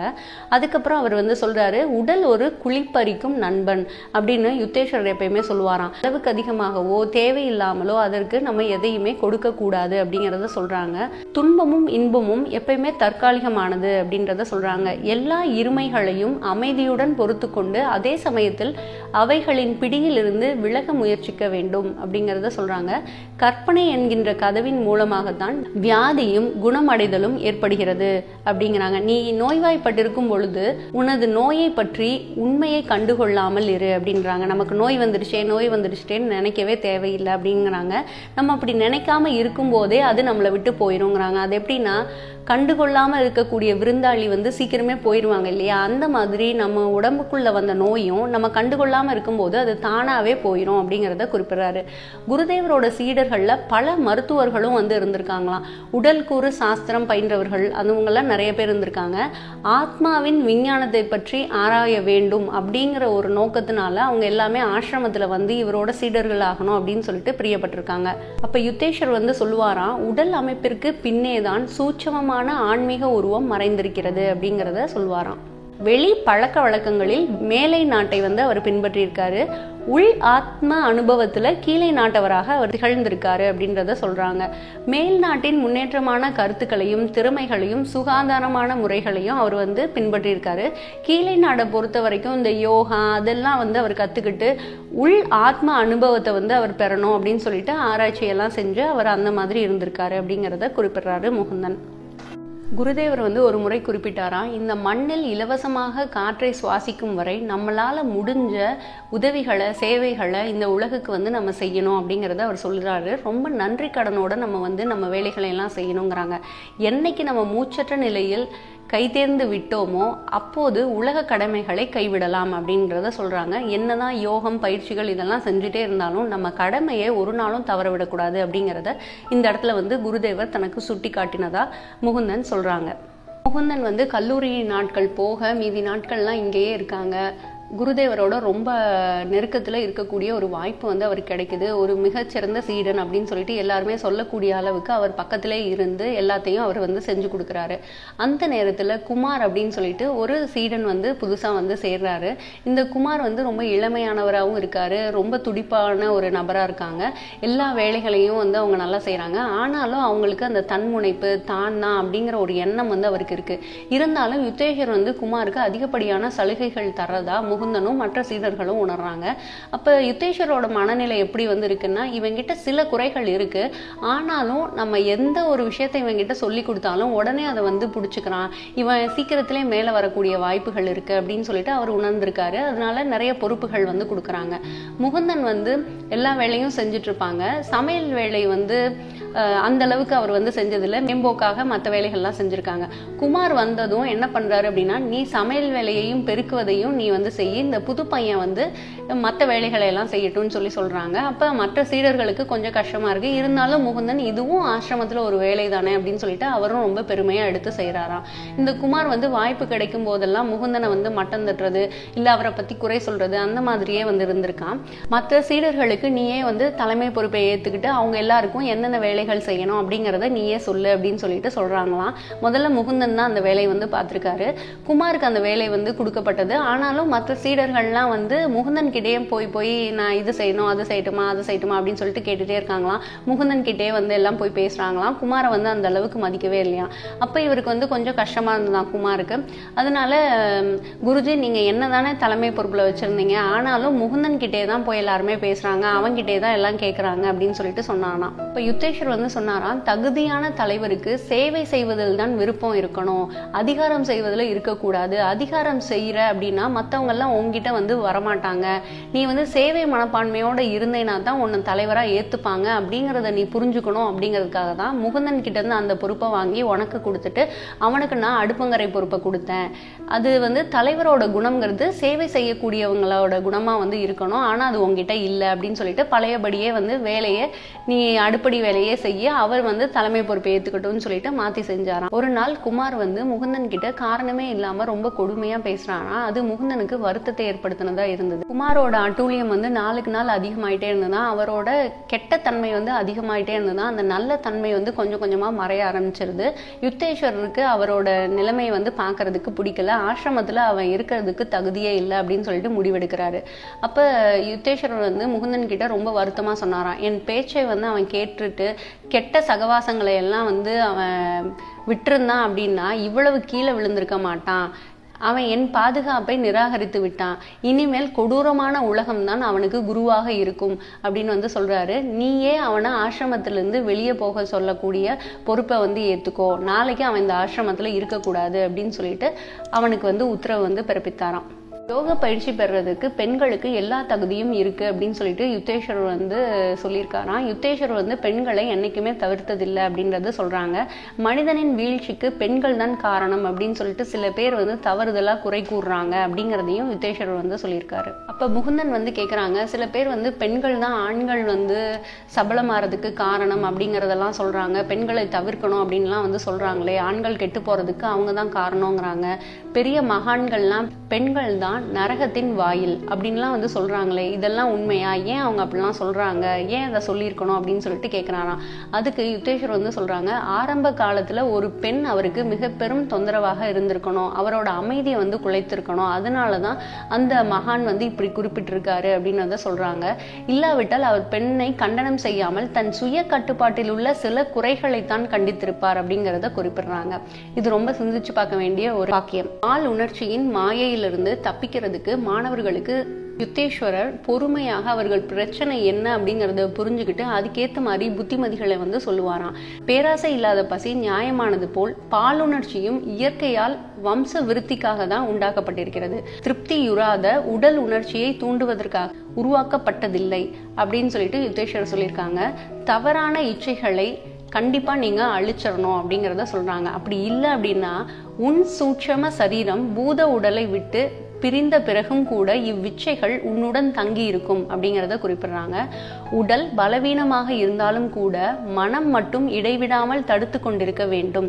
இச்சையின் தூண்டுதல் கொடுமையான வேகத்துடன் தாக்கினாலும் கூட பாரபட்சமின்றி அதை ஆராய்வதாலும் எதனாலும் வெல்ல முடியாத மன வலிமையாலும் கண்டிப்பா உங்களால வெற்றி கொள்ள முடியும் அப்படிங்கிற அறிவுரையை வந்து யுத்தேஸ்வரர் வழங்கியிருக்காரு. முகுந்தன் வந்து குறிப்பிடுறாங்க, அடிக்கடி சிந்தனையோட யுத்தேஸ்வரர் இருந்தாலும் ஒரு நாளும் மனச்சோர்வோட அவர் இருந்து பார்த்ததில்லை அப்படிங்கிறத சொல்றாங்க. இறைவனை வந்து நாடி போறதுக்கு மனிதர்கள் தங்கள் முகங்களை வாட்டமோட வச்சுக்கணும் அப்படிங்கிற எந்த ஒரு அவசியமும் இல்லை அப்படிங்கிற ஒரு வாக்கியத்தை பைபிள்ல இருந்து அவர் எடுத்து கூறுவாராம். கடவுளை கண்டுபிடித்து விட்டால் நம்முடைய துன்பங்களை எல்லாம் தகர்த்தெறியக்கூடிய தன்மை வந்து அங்கதான் இருக்கு அப்படிங்கிறத நீங்க ஞாபகத்துல வைத்துக் கொள்ளுங்கள் அப்படின்றத சொல்லியிருக்காரு. குருவை பார்க்கறதுக்கு ஆசிரமத்திற்கு யாரெல்லாம் வர்றாங்களோ அவங்கக்கிட்ட வந்து ரொம்ப இனிமையாகவும் எளிமையாகவும் பழகக்கூடியவராக இருந்திருக்காங்க. அவங்களெல்லாம் நல்ல உபசரித்து அனுப்புறது தான் அவருக்கு வந்து மிக பிரியமான ஒரு விஷயம். ஆனால் சில சமயத்தில் அகந்தையினால சில பேர் வந்து வருவாங்க இல்லையா, எதையுமே விதண்டாவாதமாக பேசுறது, அந்த மாதிரி வர்றவங்களுக்கு எல்லாமே அவர் அதிர்ச்சி ஊட்டக்கூடிய அளவில் அவங்கள வந்து கவனித்து தான் அனுப்புவார் அப்படின்றத முகுந்தன் வந்து சொல்கிறாரு. ஒரு சமயம் வந்து ரசாயன நிபுணர் ஒருத்தர் வந்து யுத்தேஸ்வரரை பார்க்கறதுக்கு வந்தாராம். வந்துட்டு அவர் வந்து சொல்றாரு, விஞ்ஞானத்தினால கண்டுபிடிக்க முடியாததுனால இறைவன் இருப்பதை என்னால் ஒத்துக்கொள்ள முடியலை அப்படின்றத அவங்க சொல்றாங்களாம். அப்போ அவர் வந்து சொல்றாரு, என்னோட பரிசோதனை குழாய்களில் இறைவனை பிரித்தெடுத்து உங்களால் காட்ட முடியுமா? காட்ட முடியாது இல்லையா? அப்போ எப்படி கடவுள் இருக்காரு அப்படிங்கிறத நீங்கள் நிரூபிக்கிறீங்க அப்படின்றத சொல்றாங்களாம். அப்போ குருதேவர் வந்து ரொம்ப கோபமாயிட்டாராம். அதுக்கப்புறம் அவர் ரொம்ப கடுமையாக வந்து சொல்றாராம், ஒரு புது பரிசோதனையை நான் வந்து உங்களுக்கு சிபாரிசு பண்றேன். 24 மணி நேரமும் இடைவிடாது உங்கள் எண்ணங்களை வந்து நீங்க பரிசீலனை செஞ்சுக்கிட்டே இருங்க. பிறகு கடவுள் காணப்படாததை பற்றி ஆராய்ச்சி பண்ணணும் அப்படின்ற அவசியமே இல்லை அப்படிங்கிறது உங்களுக்கு நல்லா புரியும் அப்படிங்கிறத அவருக்கு சொல்லிட்டு அவரை வந்து அனுப்பிச்சிட்டாரு அப்படிங்கிறத சொல்றாரு. சில சமயத்துல இந்த புனித நூல்கள் அதெல்லாம் பத்தி ஃபுல்லா படிச்சுட்டு அதை வந்து மனப்பாடம் பண்ணிட்டு யுத்தேஸ்வரர்கிட்ட வந்து எனக்கு இதெல்லாம் தெரியும், அந்த சாஸ்திரம் தெரியும் அப்படின்லாம் சொல்லிட்டு ஃபுல்லா மனப்பாடம் பண்ணது எல்லாத்தையுமே சொல்லுவாங்களாம். ஆனா அதோட உண்மை தன்மை என்ன அப்படிங்கிற அந்த சாரத்தை யாருமே புரிஞ்சுக்கிறது இல்லை. இதை வீணே மனப்பாடம் பண்ணிட்டு அதை வந்து நம்ம ஒப்பிக்கிறதுனால எந்த ஒரு பயனுமே இல்லை அப்படிங்கிறத யுத்தேஸ்வரர் வந்து சொல்றாரு. ஒரு சமயம் ஒரு மிகப்பெரிய மகானை வந்து பார்க்கக்கூடிய வாய்ப்பு வந்து யுத்தேஸ்வரருக்கு கிடைச்சதான். அந்த மகான் வந்து யுத்தேஸ்வரர் பார்த்து கேட்டாராம், உனக்கு பகவத்கீதை தெரியுமா அப்படின்னு சொல்லிட்டு கேட்டாங்களாம். அதுக்கு யுத்தேஸ்வரர் சொன்னாராம், இல்லை ஐயா, எனக்கு வந்து தெரியாது, அப்படி சொல்ல முடியாது, இருந்தாலும் என் கண்களும் மனமும் அவைகளின் ஏடுகளை பல தடவை பார்த்திருக்கு, முழுதா நான் புரிஞ்சுக்கிட்டேனா அப்படிங்கிறது எனக்கு கொஞ்சம் சந்தேகம் தான் அப்படிங்கிறத அவர் சொன்னாராம். அப்ப இந்த மகான் சொல்லியிருக்காரு, நூற்றுக்கணக்கான பேர்கிட்ட நான் இந்த கேள்வியை கேட்டிருக்கேன், உன்னோட பதில் ரொம்ப வினோதமா இருக்கு, மற்றவங்க வந்து வேறு விதமா சொல்லுவாங்க, ஒருவன் சாஸ்திர அறிவு செல்வத்தை வெளியே காட்டிக் கொள்வதிலே நேரத்தை வந்து செலவழிச்சுக்கிட்டே இருக்கான் அப்படின்னா விலை மதிப்பற்ற முத்துக்களை உள்ளே மூழ்கி எடுப்பதற்கு அவனுக்கு நேரமே இருக்காது அப்படிங்கிறத சொல்றாங்க. ஸ்ரீ யுக்தேஸ்வரரும் அதே ஒருமுனைப்பட்ட ஆழ்ந்த முறையில் படிப்பதையே தன் சீடர்களுக்கு போதித்து வந்தார். ஒன்று படிச்சாலும் அதோட ஆழம் வரைக்கும் போயிட்டு அதோட உண்மை தன்மை என்னங்கிறத புரிஞ்சுக்கிட்டு அதை நம்ம வாழ்க்கையிலையும் இம்ப்ளிமெண்ட் பண்ணி பார்க்கணும் அப்படிங்கிறத யுக்தேஸ்வரர் வந்து ரொம்ப வலியுறுத்திக்கிட்டே இருப்பாராம். கண்களினால் ஞானம் அறியப்படுவதில்லை அப்படிங்கிறதையும் சொல்லியிருக்காரு. யுக்தேஸ்வரரும் லாகரி மகாசயரும் சந்நியாசம் ஏற்க நிறைய பேர் வருவாங்க இல்லையா, அவங்க கிட்ட பக்குவமடையாத மாணவர்களா அவங்க இருக்கும் பட்சத்துல அவங்களுக்கு சந்நியாசம் வழங்குறதுக்கு அவ்வளவு ஆர்வம் காட்டினதில்லை அப்படிங்கிறத சொல்றாங்க. முதல்ல ஆத்ம ஞானத்தை அடையாமல் காவி உடை அணிவது ஒரு சமூகத்துல தவறான எண்ணத்தை விளைவிக்கும் அப்படின்னு அவங்களுக்கு சொல்றாங்க. ஆன்மீக முன்னேற்றத்தை தவிர வேறு எதுவும் அவசியம் இல்லை அப்படிங்கிறத குறிப்பிட்டுட்டு கிரியா யோகத்தை விடாது பழகி வாருங்கள் அப்படின்னு சொல்லி அவங்கள வந்து அனுப்பிச்சிருவாங்களாம். தெய்வ மனிதன் அப்படின்னு சொல்லிட்டு வேதத்துல குறிப்பிடுவாங்க இல்லையா, அந்த குறிப்பிடுவதற்கு ஒத்த ஒரு மனிதர் தான் வந்து யுக்தேஸ்வரர் அப்படிங்கிறத சொல்றாரு. இலக்கியத்திற்கு சான்றாக இருக்கக்கூடியவர் அவர் அப்படின்றாங்க. அன்புடன் இருக்க வேண்டிய விஷயங்கள்ல மலரை விட மென்மையாக இருப்பாராம். கொள்கைகள் வந்து தவறு ஏற்படும் போது அவர் இடியை விட வலிமையாகவும் இருப்பார் அப்படிங்கிறத முகுந்தன் வந்து குறிப்பிடுறாரு. அத்தியாயம் 13 தூக்கமற்ற மகான். குருதேவர்கிட்ட முகுந்தன் வந்து ஒரு சமயம் சொன்னாராம், ஒரு நன்றி கெட்ட சொற்களை நான் வந்து சொன்னேன் அப்படின்னு சொல்லிட்டு குறிப்பிடுறாரு. என்ன அப்படின்னா, தயவு செஞ்சு இமயத்திற்கு செல்ல எனக்கு அனுமதி கொடுங்கள். தடையற்ற தனிமையில் தொடர்ச்சியாக தெய்வீக தொடர்பை நான் அடையணும் அப்படின்னு சொல்லிட்டு நினைக்கிறேன். எனக்கு தயவு செஞ்சு அனுமதி கொடுங்க அப்படின்னு சொல்லிட்டு கேட்டாராம்.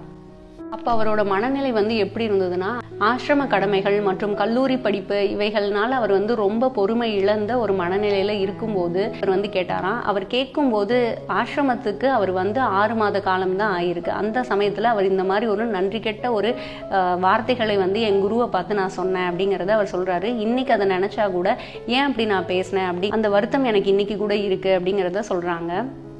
இந்த வார்த்தைகளை எல்லாம் கேட்டுட்டு யுக்தேஸ்வரர் வந்து என்ன சொன்னாராம், இமயமலையில பல மலைவாழ் மக்கள்லாம் வாழ்றாங்க, அவங்க எல்லாருக்கும் இன்னும் கடவுளின் தரிசனம் கிடைக்கல. அப்படி இருக்கும்போது அந்த வெறும் மலையிடமிருந்து உனக்கு எப்படி வந்து ஞானம் கிடைக்கும் அப்படிங்கிறத நீ நினைக்கிற அப்படிங்கிறத கேட்டாராம். ஒரு ஆத்ம ஞானியிடம் இருந்து தெரிந்து கொள்வதுதான் உனக்கு மிகவும் நல்லது அப்படிங்கிறத சொல்றாரு. குருவோட பதில் ரொம்ப மென்மையாக வந்ததாம். ஞானத்தை அசைவற்ற மலையிடம் இருந்து தெரிந்து கொள்வதை விட ஒரு ஆத்ம ஞானியிடமிருந்து தெரிந்து கொள்வதுதான் மிகவும் நல்லது அப்படிங்கிறத யுக்தேஸ்வரர் வந்து சொல்றாரு. ஆனா இதை ஏத்துக்காம மறுபடியும் அதே கேள்வியே வந்து யுக்தேஸ்வரர்கிட்ட கேட்கிறாராம். யுக்தேஸ்வரர் வந்து எந்த பதிலும் சொல்லாம மௌனமா இருக்காங்க. அவரோட மௌனத்தை ஒரு சம்மதமா எடுத்துக்கிட்டு இவர் வந்து கிளம்பிட்டாராம். அடுத்த நாள் காலையில தன்னோட கல்லூரிக்கு போறாங்க. அங்க சமஸ்கிருத பேராசிரியரான பிகாரி பண்டிதர் அவரை வந்து பாக்குறாங்க. அவர் வந்து சொல்றாரு, லாகிரி மகாசயரின் சிறப்பு மிகுந்த சீடர் ஒருவர் வந்து உங்களுக்கு தெரியும், அவர் என்னோட ஃப்ரெண்டுன்னு சொல்லியிருந்தீங்க இல்லையா, அவரோட விலாசத்தை தயவு செஞ்சு எனக்கு கொடுங்க அப்படின்னு சொல்லிட்டு அந்த பேராசிரியரிடம் முகுந்தன் வந்து கேட்கிறாரு. அவர் பேரு ராம் கோபால் மஜும்தார். அவரை வந்து எல்லாரும் தூக்கமற்ற மகான் அப்படின்னு சொல்லிட்டு சொல்லுவாங்க. இப்போ வந்து ரொம்ப ஆனந்தமான விழிப்பு நிலையில தான் இருப்பாரு, நீ போய் பாரு. அவரோட வீடு வந்து தாரகேஸ்வர் அருகில் இருக்க ரன் பாஜ்பூரில் உள்ளது, நீ போய் பாரு அப்படின்னு சொல்லிட்டு அவர் அனுப்புறாங்க. உடனே பேராசிரியருக்கு நன்றி கூறிட்டு தாரகேஸ்வரருக்கு ரயில் ஏறுறாரு முகுந்தன்.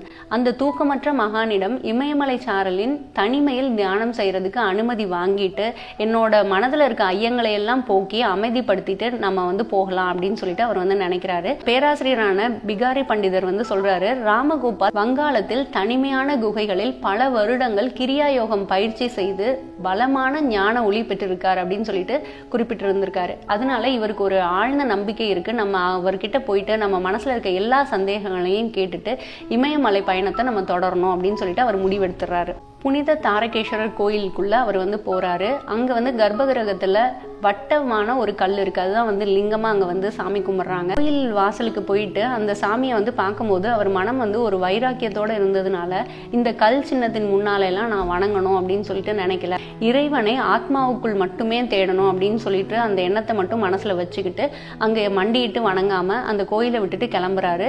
கோயில் வாசல்ல இருந்து வெளியில வந்ததும் ரன்பாஜ்பூருக்கு எப்படி போகணும் அப்படின்னு சொல்லிட்டு ஒரு ஆள்கிட்ட வந்து கேட்குறாங்க. அதுக்கு அவர் சொல்றாரு, ஒரு நார்ச்சந்தி ஒன்று வரும், நீங்க அந்த நார்ச்சந்தியில இருந்து வலதுபுறமாக திரும்பணும் அப்படின்னு வந்து சொல்றாங்க. வலதுபுறமாக திரும்பினதும் கொஞ்ச தூரத்திலே அவர் வீடு வந்து இருக்கும் அப்படின்னு சொல்லிட்டு அவர் போயிடுறாரு. இவரும் அதே மாதிரியே நார்ச்சந்தி போயிட்டு வலதுபுறமாக திரும்புறாங்க. திரும்பிட்டு இருந்தா ரொம்ப வயல்வெளியா தான் இருக்கு, ஒரு வீடும் அங்க இருக்க மாதிரியே தெரியல. அப்படியே அவரோட பயணம் வந்து தொடர்ந்துகிட்டே இருக்கு. பல வயல்களை வந்து தாண்டி இவர் வந்து நடந்து போய்கிட்டே இருக்காராம். ஆனாலும் அந்த ஊரே வந்து வரவே இல்லையா. கண்ணு கெட்டின தூரம் வரைக்கும் ஒரு ஆள் நடமாட்டம் கூட இல்லை அப்படின்றாரு. காலையில தொடங்கின பயணம் வந்து அப்படியே போயிட்டே இருக்கு. பகல் 2 மணி ஆயிடுது. ரொம்ப நாக்கெல்லாம் வறண்டுடுது. ஒண்ணுமே சாப்பிடவே இல்லை. ரொம்ப தட்டு மாதிரி ரொம்ப களைப்போட வந்துட்டே இருக்காரு. அவங்க வந்து நடந்து போயிட்டே இருக்கும்போது ரொம்ப களைப்பா இருக்காங்க. இன்னும் கொஞ்சம் தூரம் தான் சொல்லிட்டு போய்கிட்டே இருக்காங்க. மாலை நேரமும் ஆயிடுச்சு, இரவு நேரமும் ஆயிடுச்சு. அவரோட நடை தொடர்ந்துட்டே இருக்கு. ஒரு ஊர், ஒரு மனுஷன் யாரையுமே அவரால் பார்க்க முடியல. அப்படி நடந்து போய்கிட்டே இருக்காரு. அப்போ ஒரு பசுவோட மணி ஓசை வந்து அவருக்கு கேட்குது. இப்போ கண்டிப்பாக அந்த பசுவோட பக்கத்தில் யாராவது ஒரு மனிதனும் இருப்பான்னு சொல்லிட்டு ஒரு நம்பிக்கையோட போறாரு. அந்த மனிதனையும் பார்த்துடுறாரு. பார்த்துட்டு அந்த மனிதர்கிட்ட வந்து கேட்குறாரு, ராம்கோபால் பாபுவை வந்து பார்க்கணும், அவர் எங்கே இருக்காரு, நான் அவரை பார்க்கறதுக்காக வந்திருக்கேன் அப்படின்னு வந்து சொல்றாங்க.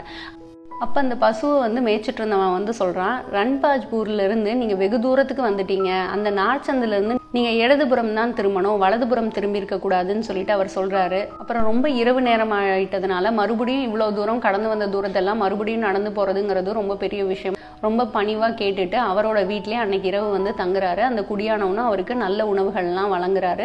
இரவு அங்கே தங்குறதுக்கும் அனுமதியும் கொடுக்குறாங்க. காலையில் எந்திரிச்ச உடனேயே இவர் ரன்பாஜ்பூருக்கு போகிறதுக்கு தன்னோட பயணத்தை வந்து தொடங்குறாங்க. நடந்து போய்கிட்டே இருக்காங்க. மதிய வேலையே வந்துருச்சு. அங்கே இருக்கவங்க எல்லாம் சொல்கிறாங்க, இன்னும் கொஞ்சம் தூரத்தில் வந்துடும் ஊர் அப்படின்னே சொல்லிக்கிட்டே இருக்காங்க. ஆனால் இவர் பல மணி நேரமாக இவர் வந்து நடந்து போய்கிட்டே இருக்காரு. மதிய வேலையும் வந்துடுது. வெயில் வந்து அப்படி கொடுமையாக வந்து சுட்டெரிக்குது. அப்போ இவருக்கு யார்கிட்ட கேட்கவும் வந்து தோணலை. ஏன்னா யார்கிட்ட கேட்டாலும் இன்னும் கொஞ்சம் தூரம் போனீங்கன்னா வந்துடும், இன்னும் கொஞ்சம் தூரம் போனால் வந்துடும், அதே தான் வந்து சொல்லிகிட்டே இருக்காங்க. அதனால யார்கிட்டையுமே கேட்க தோணாமல் இவர் பாடு நடந்து போய்கிட்டே இருக்காரு. இப்போ ஒரு புது மனிதன் வந்து இவரோட அருகில் வந்து நிற்கிறாராம். அந்த புதிய மனிதர் வந்து சொல்கிறாரு, நான் ரன்பாஜ்பூர்லேருந்து விட்டு கிளம்பலான்னு சொல்லிட்டு நினச்சிட்டு இருந்தேன். ஆனால் உன்னோட குறிக்கோள் வந்து ரொம்ப நல்லது அப்படிங்கிறதுனால உனக்காக நான் இங்கே காத்திருக்கிறேன் அப்படின்னு வந்து சொன்னாராம். இவருக்கு ஒன்றுமே புரியலையாம். அந்த மனிதர் வந்து இவரோட முகத்துக்கு அருகில் வந்து சொன்னாராம், முன்னறிவிப்பு இல்லாமல் நீ வந்து என்னை வந்து பிடிச்சிடலாம் அப்படின்னு சொல்லிட்டு மிக புத்திசாலித்தனமாக யோசிச்சுட்டு வந்துட்டு இருக்கியா. என்னோட விலாசத்தை கொடுக்கறதுக்கு அந்த பேராசிரியருக்கு அதிகாரமே இல்லை அப்படிங்கிறதையும் அவர் சொல்கிறாராம். உடனே அவர் வந்து கோபமாக அடுத்த கேள்வியை வந்து கேட்குறாராம், இறைவன் எங்கிருக்கிறான் என்று நீ நினைக்கிறாய் அப்படின்னு சொல்லிட்டு கேட்டாராம். ஏன் அவர் எனக்குள்ளேயும் எங்குமே இருக்கிறார் அப்படின்னு சொல்லிட்டு இவர் பதில் சொல்றாரு. எங்கும் நிறைந்திருக்கிறான் அப்படின்னு நீ சொல்ற இல்லையா, அப்படியெனில் தாரகேஸ்வரர் கோயிலில் கல் சின்னத்திலிருந்து எங்கும் நிறைந்த பரம்பொருளின் முன் நேற்று நீ ஏன் வணங்கவில்லை அப்படின்னு சொல்லிட்டு கேட்டாராம். உன்னுடைய கர்வம் தான் வலது இடது என்ற நுணுக்கமான வித்தியாசத்தை பற்றி கவலைப்படாத அந்த வழிபோக்கனினால் தவறான வழிகாட்டுதலினால பல தண்டனைகள் கிடைக்க காரணமாக இருந்தது. இன்று கூட பயணத்தில் வேண்டிய அளவு சிரமப்பட்டிருப்பாய், அப்படித்தானே அப்படின்னு சொல்லிட்டு அவர் கேட்டாராம். அந்த மகான் வந்து மறுபடியும் இவருக்கு சொல்றாரு, லாகிரி மகாசயர் நமக்கு கூறியது போல யோகத்தின் மூலம் தெய்வீக தன்மையை நமக்குள்ளேயே காண்பதுதான் சந்தேகமின்றி மிக உயர்ந்த வழி. ஆனா இறைவனை நமக்குள்ள கண்டவுடன் நாம் சீக்கிரத்திலேயே அவனை வெளியேயும் காண்கிறோம் அப்படிங்கிறத சொல்றாங்க. தாரகேஸ்வரிலும் அதை போன்ற புனித கோயில்களிலும் ஆன்மீக சக்தியின் அணு மையங்களாக உரிய முறையில் வணங்கப்படுகின்றது அப்படிங்கிறத சொல்றாங்க. அந்த யோகியின் கண்டிக்கும் மனப்பாங்கு வந்து மறைந்திருந்தது அப்படின்னு சொல்றாங்க. கண்கள்ல வந்து ஒரு இரக்கத்தை வந்து அவர்னால இப்ப பார்க்க முடிஞ்சது. ஒரு மென்மையான மனிதரா அவர் வந்து மாறிட்டாரு அப்படின்றாங்க. இவரை வந்து முகுந்தனை தட்டி கொடுக்கிறாரு. இளம் யோகியே, நீ உன் குருவிடமிருந்து ஓடி வந்திருப்பதை நான் பார்க்கிறேன். உனக்கு வேண்டியதெல்லாம் அவரிடமே இருக்கு, நீ அவரிடமே திரும்ப வேண்டும் அப்படிங்கறத என்னோட எண்ணம் அப்படிங்கறத சொல்றாரு. மலைகள் உன் குருவாக இருக்க முடியாது. 2 நாட்களுக்கு முன் ஸ்ரீ யுக்தேஸ்வரரும் அதே வார்த்தையை தான் சொன்னாரு அப்படிங்கிறத நினைவு கூர்றாரு. மகான்கள் மலைகளில் மட்டும்தான் வசித்தாக வேண்டும் என்று அவசியமில்லை அப்படின்னு ஒரு பிரபஞ்ச கட்டாயமும் எதுவும் இல்லை அப்படின்னு சொல்லிட்டு இந்த ஞானி வந்து சொல்றாங்க. இப்போ இந்த மகான் வந்து கேட்குறாரு, ஒரு இடத்தில் கதவை மூடிக்கொண்டு தனிமையாக அமர்ந்திருக்கிறதுக்கு ஒரு இடம் உனக்கு இருக்கா அப்படின்னு சொல்லிட்டு கேட்டாராம். ஆமாம் இருக்கு, என்னோட அறை இருக்கு அப்படின்னு சொன்னாராம். அதுதான் உன் குகை அப்படின்னு சொல்லிட்டு அந்த யோகி வந்து இவருக்கு சொல்றாரு. அந்த யோகி சொல்றாங்க, அதுதான் உன் புனிதமான மலை, அங்குதான் நீ இறைவனின் ராஜ்யத்தை காண்பாய் அப்படிங்கிறதையும் சொல்றாரு. அவரோட எளிய சொற்கள் காலங்காலமாக என்னை ஆட்கொண்டிருந்த இமயமலை பற்றிய எண்ணத்தை அக்கணமே அளித்தது அப்படின்னு யோகானந்தர் குறிப்பிடுறாரு. கொதிக்கும் ஒரு நெல் வயலில் மலைகள் மற்றும் முடிவற்ற பனி சிகரங்கள் என்ற கனவுகளிலிருந்து நான் விழித்து கொண்டேன் அப்படிங்கிறதையும் குறிப்பிடுறாரு. அந்த யோகி வந்து அவரை தன்னோட வீட்டுக்கு வந்து கூட்டிட்டு போறாரு. மூங்கிலாலான ஒரு திண்ணையில உட்கார வைக்கிறாங்க. உட்கார வச்சுட்டு அவருக்கு இனிப்பான எலுமிச்சம்பழ சாறும் கல்கண்டும் வந்து சாப்பிட்றதுக்கு முகுந்தனுக்கு கொடுக்குறாங்க. அதுக்கப்புறம் அவரோட முற்றத்துக்கு போயிட்டு அங்க பத்மாசனத்துல அமர்றாங்க. 4 மணி நேரம் தியானம் செய்யறாங்க. முகுந்தனுக்கு முழிப்பு வந்துடுது. முழிப்பு வந்ததும் அந்த ஞானியை வந்து பாக்குறாரு. அவரோட உடல்ல எந்த ஒரு அசைவும் இல்லை. நிலவின் ஒளி வந்து அவர் மேல இருக்கிறத அவர் வந்து பார்த்தாரு. அப்போ ஆர்வ மிகுதியில் முகுந்தன் வந்து அவர் தியானத்துலேருந்து எழுந்ததும் அவர்கிட்ட கேட்குறாரு, ஐயா எனக்கு ஏன் நீங்கள் சமாதி நிலையை அருளக்கூடாது அப்படின்னு சொல்லிட்டு கேட்குறாங்க. அதுக்கு முகுந்தன் கிட்ட வந்து சொல்கிறாரு, உனக்கு தெய்வீக தொடர்பு கொடுப்பதில் எனக்கு மிக்க மகிழ்ச்சி, ஆனால் அதை அளிக்கக்கூடிய உரிமை வந்து எனக்கு இல்லை அப்படிங்கிறத சொல்கிறாங்க. மேலும் அவர் வந்து சொல்றாரு, உன் குருதேவர் சீக்கிரத்திலே உனக்கு அந்த அனுபவத்தை கொடுக்க போறாரு அப்படிங்கிறத சொல்றாங்க. இப்போ உன்னோட உடல் அதற்கு பக்குவம் அடையவில்லை அப்படிங்கிறதையும் குறிப்பிடுறாங்க. சிறு மின்சார பல்புல அதிக அளவு மின் அழுத்தத்தை வந்து நம்ம செலுத்துறோம் அப்படின்னா அது வந்து சீக்கிரத்திலே வெடிச்சிரும் இல்லையா? அதே போல உன் நரம்புகள் பிரபஞ்ச மின்னோட்டத்தை தாங்கக்கூடிய அளவுக்கு பலம் பொருந்தியதாக இல்லை அப்படிங்கிறத குறிப்பிடுறாரு. நான் இப்போதே இந்த பேரானந்தத்தை வழங்கினால் உன் உடலில் உள்ள ஒவ்வொரு செல்லும் நெருப்பில் போட்டதை போல அப்படி எரிந்து போய்விடும் அப்படிங்கிறத சொல்றாங்க. அப்போ இவர் கேட்குறாரு, நீங்கள் மலை குகைகள்ல எல்லாம் போய் நீண்ட நாட்கள் தவம் பண்ணியிருக்கீங்களா, அதை பற்றி எனக்கு சொல்லுங்க அப்படின்னு வந்து சொல்கிறாங்க. அப்போ யோகி வந்து சொல்கிறாரு, 20 ஆண்டுகள் நான் ஒரு ரகசியமான குகையில் தங்கியிருந்தேன். ஒரு நாளுக்கு 18 மணி நேரம் வந்து நான் தியானம் செய்வேன் அப்படிங்கிறத சொல்கிறாரு. நான் இறைவனிடம் என்றும் ஒன்றி இருந்ததால் எனக்கு தூக்கம் தேவைப்படவில்லை. சாதாரண ஆழ்மன நிலையில் கிடைக்கும் முழுமையற்ற அமைதியை விட உயர் உணர்வு நிலையின் முழு அமைதியில் என் உடல் அதிகமாக ஓய்வு பெற்றது அப்படிங்கிறத சொல்றாங்க. தூக்கத்தின் போது நம்மளோட தசை நார்கள் ஓய்வு எடுக்கும். ஆனா இதயம், சுவாசம், இரத்த ஓட்டம் அது எல்லாமே வந்து தொடர்ந்து வேலை செய்தபடியே தானே இருக்கும். அவைகளுக்கு ஓய்வு கிடைப்பதே இல்லை அப்படின்றாங்க. இந்த உயர் உணர்வு நிலையில் எல்லா உள் உறுப்புகளும் உயிரோட்டத்தை நிறுத்தி வைத்துள்ள முடியும் அப்படிங்கிறத சொல்றாரு. அந்த நிலையில் அவைகளுக்கு பிரபஞ்ச சக்தியினால் மின்சக்தி ஊட்டப்படுகின்றது. அந்த முறையினால் வருட கணக்கில் தூங்காமல் என்னால் சமாளிக்க முடிந்தது அப்படிங்கிறத சொல்றாங்க. அதுக்கப்புறம் இரவு தூங்கிடுறாங்க. காலை எழுந்ததும் ராம்கோபால் கல்கண்டு கட்டிகளை வந்து அவருக்கு கொடுக்குறாராம். அதை வந்து வாங்கிட்டு நீ கண்டிப்பாக உன்னோட ஆசிரமத்துக்கு போகணும் அப்படின்னு சொல்லிட்டு அனுப்புகிறாங்க. ஆனால் இவருக்கு அங்கேருந்து போகிறதுக்கு மனசே இல்லையா, கண்ணீர் மல்க அவர் அங்கேயே இருக்காரு. அப்போ வந்து யோகி சொல்கிறாரு, நான் உன்னை வெறும் கையோடு அனுப்ப மாட்டேன் அப்படின்னு சொல்லிட்டு அவரோட புன்னகை வந்து உற்று பார்த்துட்டே முகுந்தன் வந்து இருக்காரு. அந்த இடத்துல அப்படி வேரூன்றியது போல அசைவற்று அப்படியே முகுந்தன் வந்து நின்றுட்டாங்களாம். காந்த அலை அதிர்வுகள் அந்த யோகியிடமிருந்து கிளம்பி அப்படியே இவரை வந்து சூழ்ந்துகிட்டதான் அவர் வந்து உணர்ந்தாராம். எனக்கு அவ்வப்போது பல வருடங்களாக விட்டு விட்டு தொல்லை கொடுத்து வந்த முதுகு வலி வந்து உடனே போய்விட்டது, குணமாகிவிட்டது அப்படிங்கிறத அவர் வந்து சொல்றாரு. 2வது தடவையாக அந்த புகழ்பெற்ற புனித ஸ்தலத்திற்கு யாத்திரை செய்து கர்ப்பகிரகத்துக்கு முன்னால் சாஷ்டாங்கமாக விழுந்து வணங்கிட்டு அதுக்கப்புறம் தான் நான் என்னோட ரயில்ல வந்து பிடித்தேன் அப்படிங்கிறத முகுந்தன் வந்து சொல்றாரு. இதோட அத்தியாயம் 13 முடிவடைகிறது. அத்தியாயம் 14 பேரண்ட உணர்வின் ஓர் அனுபவம். செராம்பூர் ஆசிரமத்துக்குள்ள நுழைஞ்ச உடனே குருஜி நான் வந்துட்டேன்னு சொல்லிட்டு ரொம்ப ஆனந்தமா அவர் வந்து உள்ள வராராம். ஆனாலும் அவருக்கு கொஞ்சம் வெக்கமாகவும் இருந்துதான். இந்த மாதிரி நம்ம வந்து சொல்லிட்டு போனோமே அப்படின்னு சொல்லிட்டு ஒரு மனநிலை இருந்தது. அப்போ வந்து கேட்குறாரு, நான் இந்த மாதிரி போனதுக்கு என் மேல நீங்க கோபமா இருக்கீங்களா குருஜி அப்படின்னு சொல்லிட்டு கேட்டாராம். அப்ப இல்லவே இல்லை, தடை செய்யப்பட்ட ஆசைகளிலிருந்து தான் கோபம் வந்து வரும். நான் மற்றவர்களிடம் எதையுமே எதிர்பார்ப்பதில்லை. ஸோ உன் மேல எனக்கு எந்த கோபமும் இல்லை அப்படின்னு சொல்லிட்டு யுத்தேஸ்வர் வந்து சொல்றாரு. அவர் வந்து முகுந்தன் சொல்கிறாங்க, நான் இந்த மாதிரி ஆசிரமத்தில் சொல்லாமல் இந்த மாதிரி போயிட்டேன், அதனால் நிறைய வேலைகள் வந்து மீதம் இருந்திருக்கும், நான் பார்க்க வேண்டிய வேலைகள்லாம் மற்றவங்க பார்த்துருப்பாங்க, கொஞ்சம் அசௌகரியங்கள் வந்து என்னால் ஏற்பட்டிருக்கும், அதுக்காக நான் ரொம்ப வருத்தப்படுறேன் அப்படின்னு வந்து சொன்னாராம். அந்த மாதிரியெல்லாம் இல்லை, நீ அதுக்காகலாம் வருத்தப்படாதன்னு சொல்லிட்டு இவரும் சொல்லியிருக்காரு. சில நாட்களுக்கு பிறகு தியானம் பண்ணக்கூடிய இடத்துக்கு போயிட்டு அவர் அமைதியாக உட்காந்து தியானம் பண்ணலான்னு சொல்லிட்டு உட்கார்றாங்க. ஆனால் அவர் மனம் வந்து கட்டுக்கடங்காமல் பல எண்ணங்கள் அவர் மனதில் வந்து ஓடிட்டே இருக்கு. அவரால் மனதை வந்து குவிச்சு தியானம் பண்ணவே முடியல அப்படின்னு சொல்கிறாங்க. வேடன் முன்னால் பறவைகள் சிதறுவது போல அந்த எண்ணங்கள் வந்து அப்படி சிதறிட்டே இருந்ததுதான், ஒரு நிதானமே இல்லாத ஒரு தன்மை வந்து இருந்ததை சொல்கிறாங்க. அப்போ ரொம்ப தூரத்துல இருந்து முகுந்தா அப்படின்னு சொல்லிட்டு யுத்தேஸ்வர் வந்து கூப்பிட்ட குரல் வந்து கேட்டுதான். அப்போ இதை வந்துட்டேன் அப்படின்னு சொல்லிட்டு இவர் வந்து போறாரு. அப்போ குருதேவர் வந்து அவர்கிட்ட சொல்றாரு, நீ விரும்பியதை மலைகள்னால கொடுக்க முடியாது முகுந்தா அப்படின்னு வந்து சொல்றாங்க. உன் நெஞ்சார்ந்த ஆசை இப்போது நிறைவேறும் அப்படின்னு வந்து சொல்றாரு. யுத்தேஸ்வர் வந்து புதிர் போட்டு பேசுவது எப்பயுமே அபூர்வமான ஒரு விஷயம். அதனால முகுந்தனுக்கு ரொம்ப குழப்பமா இருக்கு. அப்போ யுத்தேஸ்வர் என்ன பண்றாரா, மென்மையாக மெதுவாக முகுந்தனோட மார்பின் இதயத்தின் மேல் பகுதியை தட்டினாராம். தட்டும்போது அந்த உடல் வந்து அசையாமல் அப்படி வேரோட அங்கேயே நின்ன மாதிரி இருந்ததாம். மூச்சு ஒரு பெரிய காந்தத்தினால் இழுக்கப்பட்டது போல வெளியேற்றப்பட்டது போன்ற ஒரு உணர்வை வந்து அவர் உணர்றாரு. ஆத்மாவும் மனமும் ஸ்தூல தலையை இழந்து என் உடலின் ஒவ்வொரு துவாரத்திலிருந்தும் துளைக்கும் ஒளி வெள்ளமாக அப்படி வெளிப்பட்டு போறத முகுந்தனால உணர முடிந்தது அப்படின்னு சொல்றாங்க. என் உடல் வந்து இறந்து விட்டது போன்ற ஒரு உணர்வு வந்து ஏற்பட்டது அப்படின்றாங்க. அதுக்கப்புறம் அந்த தெருக்கள்ல யாரெல்லாம் நடந்து போயிட்டு இருக்காங்க, அதையும் தாண்டி இருக்கக்கூடிய தெருக்கள், அப்புறம் ஊர், இந்த பிரபஞ்சம், இது எல்லாத்தையுமே தாண்டி அங்கெல்லாம் என்ன நடக்குதுங்கிறத பார்க்கக்கூடிய தன்மைக்கு அவர் போறாரு. அவர் அந்த இடத்துல இருக்கும்போது அவரை தாண்டி போறவங்க எல்லாம் இவரை ஊடுருவி போறக்கூடிய அந்த ஒரு சூட்சமா உடல் வந்து அவருக்கு அந்த டைம்ல வந்து இருந்ததா சொல்றாங்க.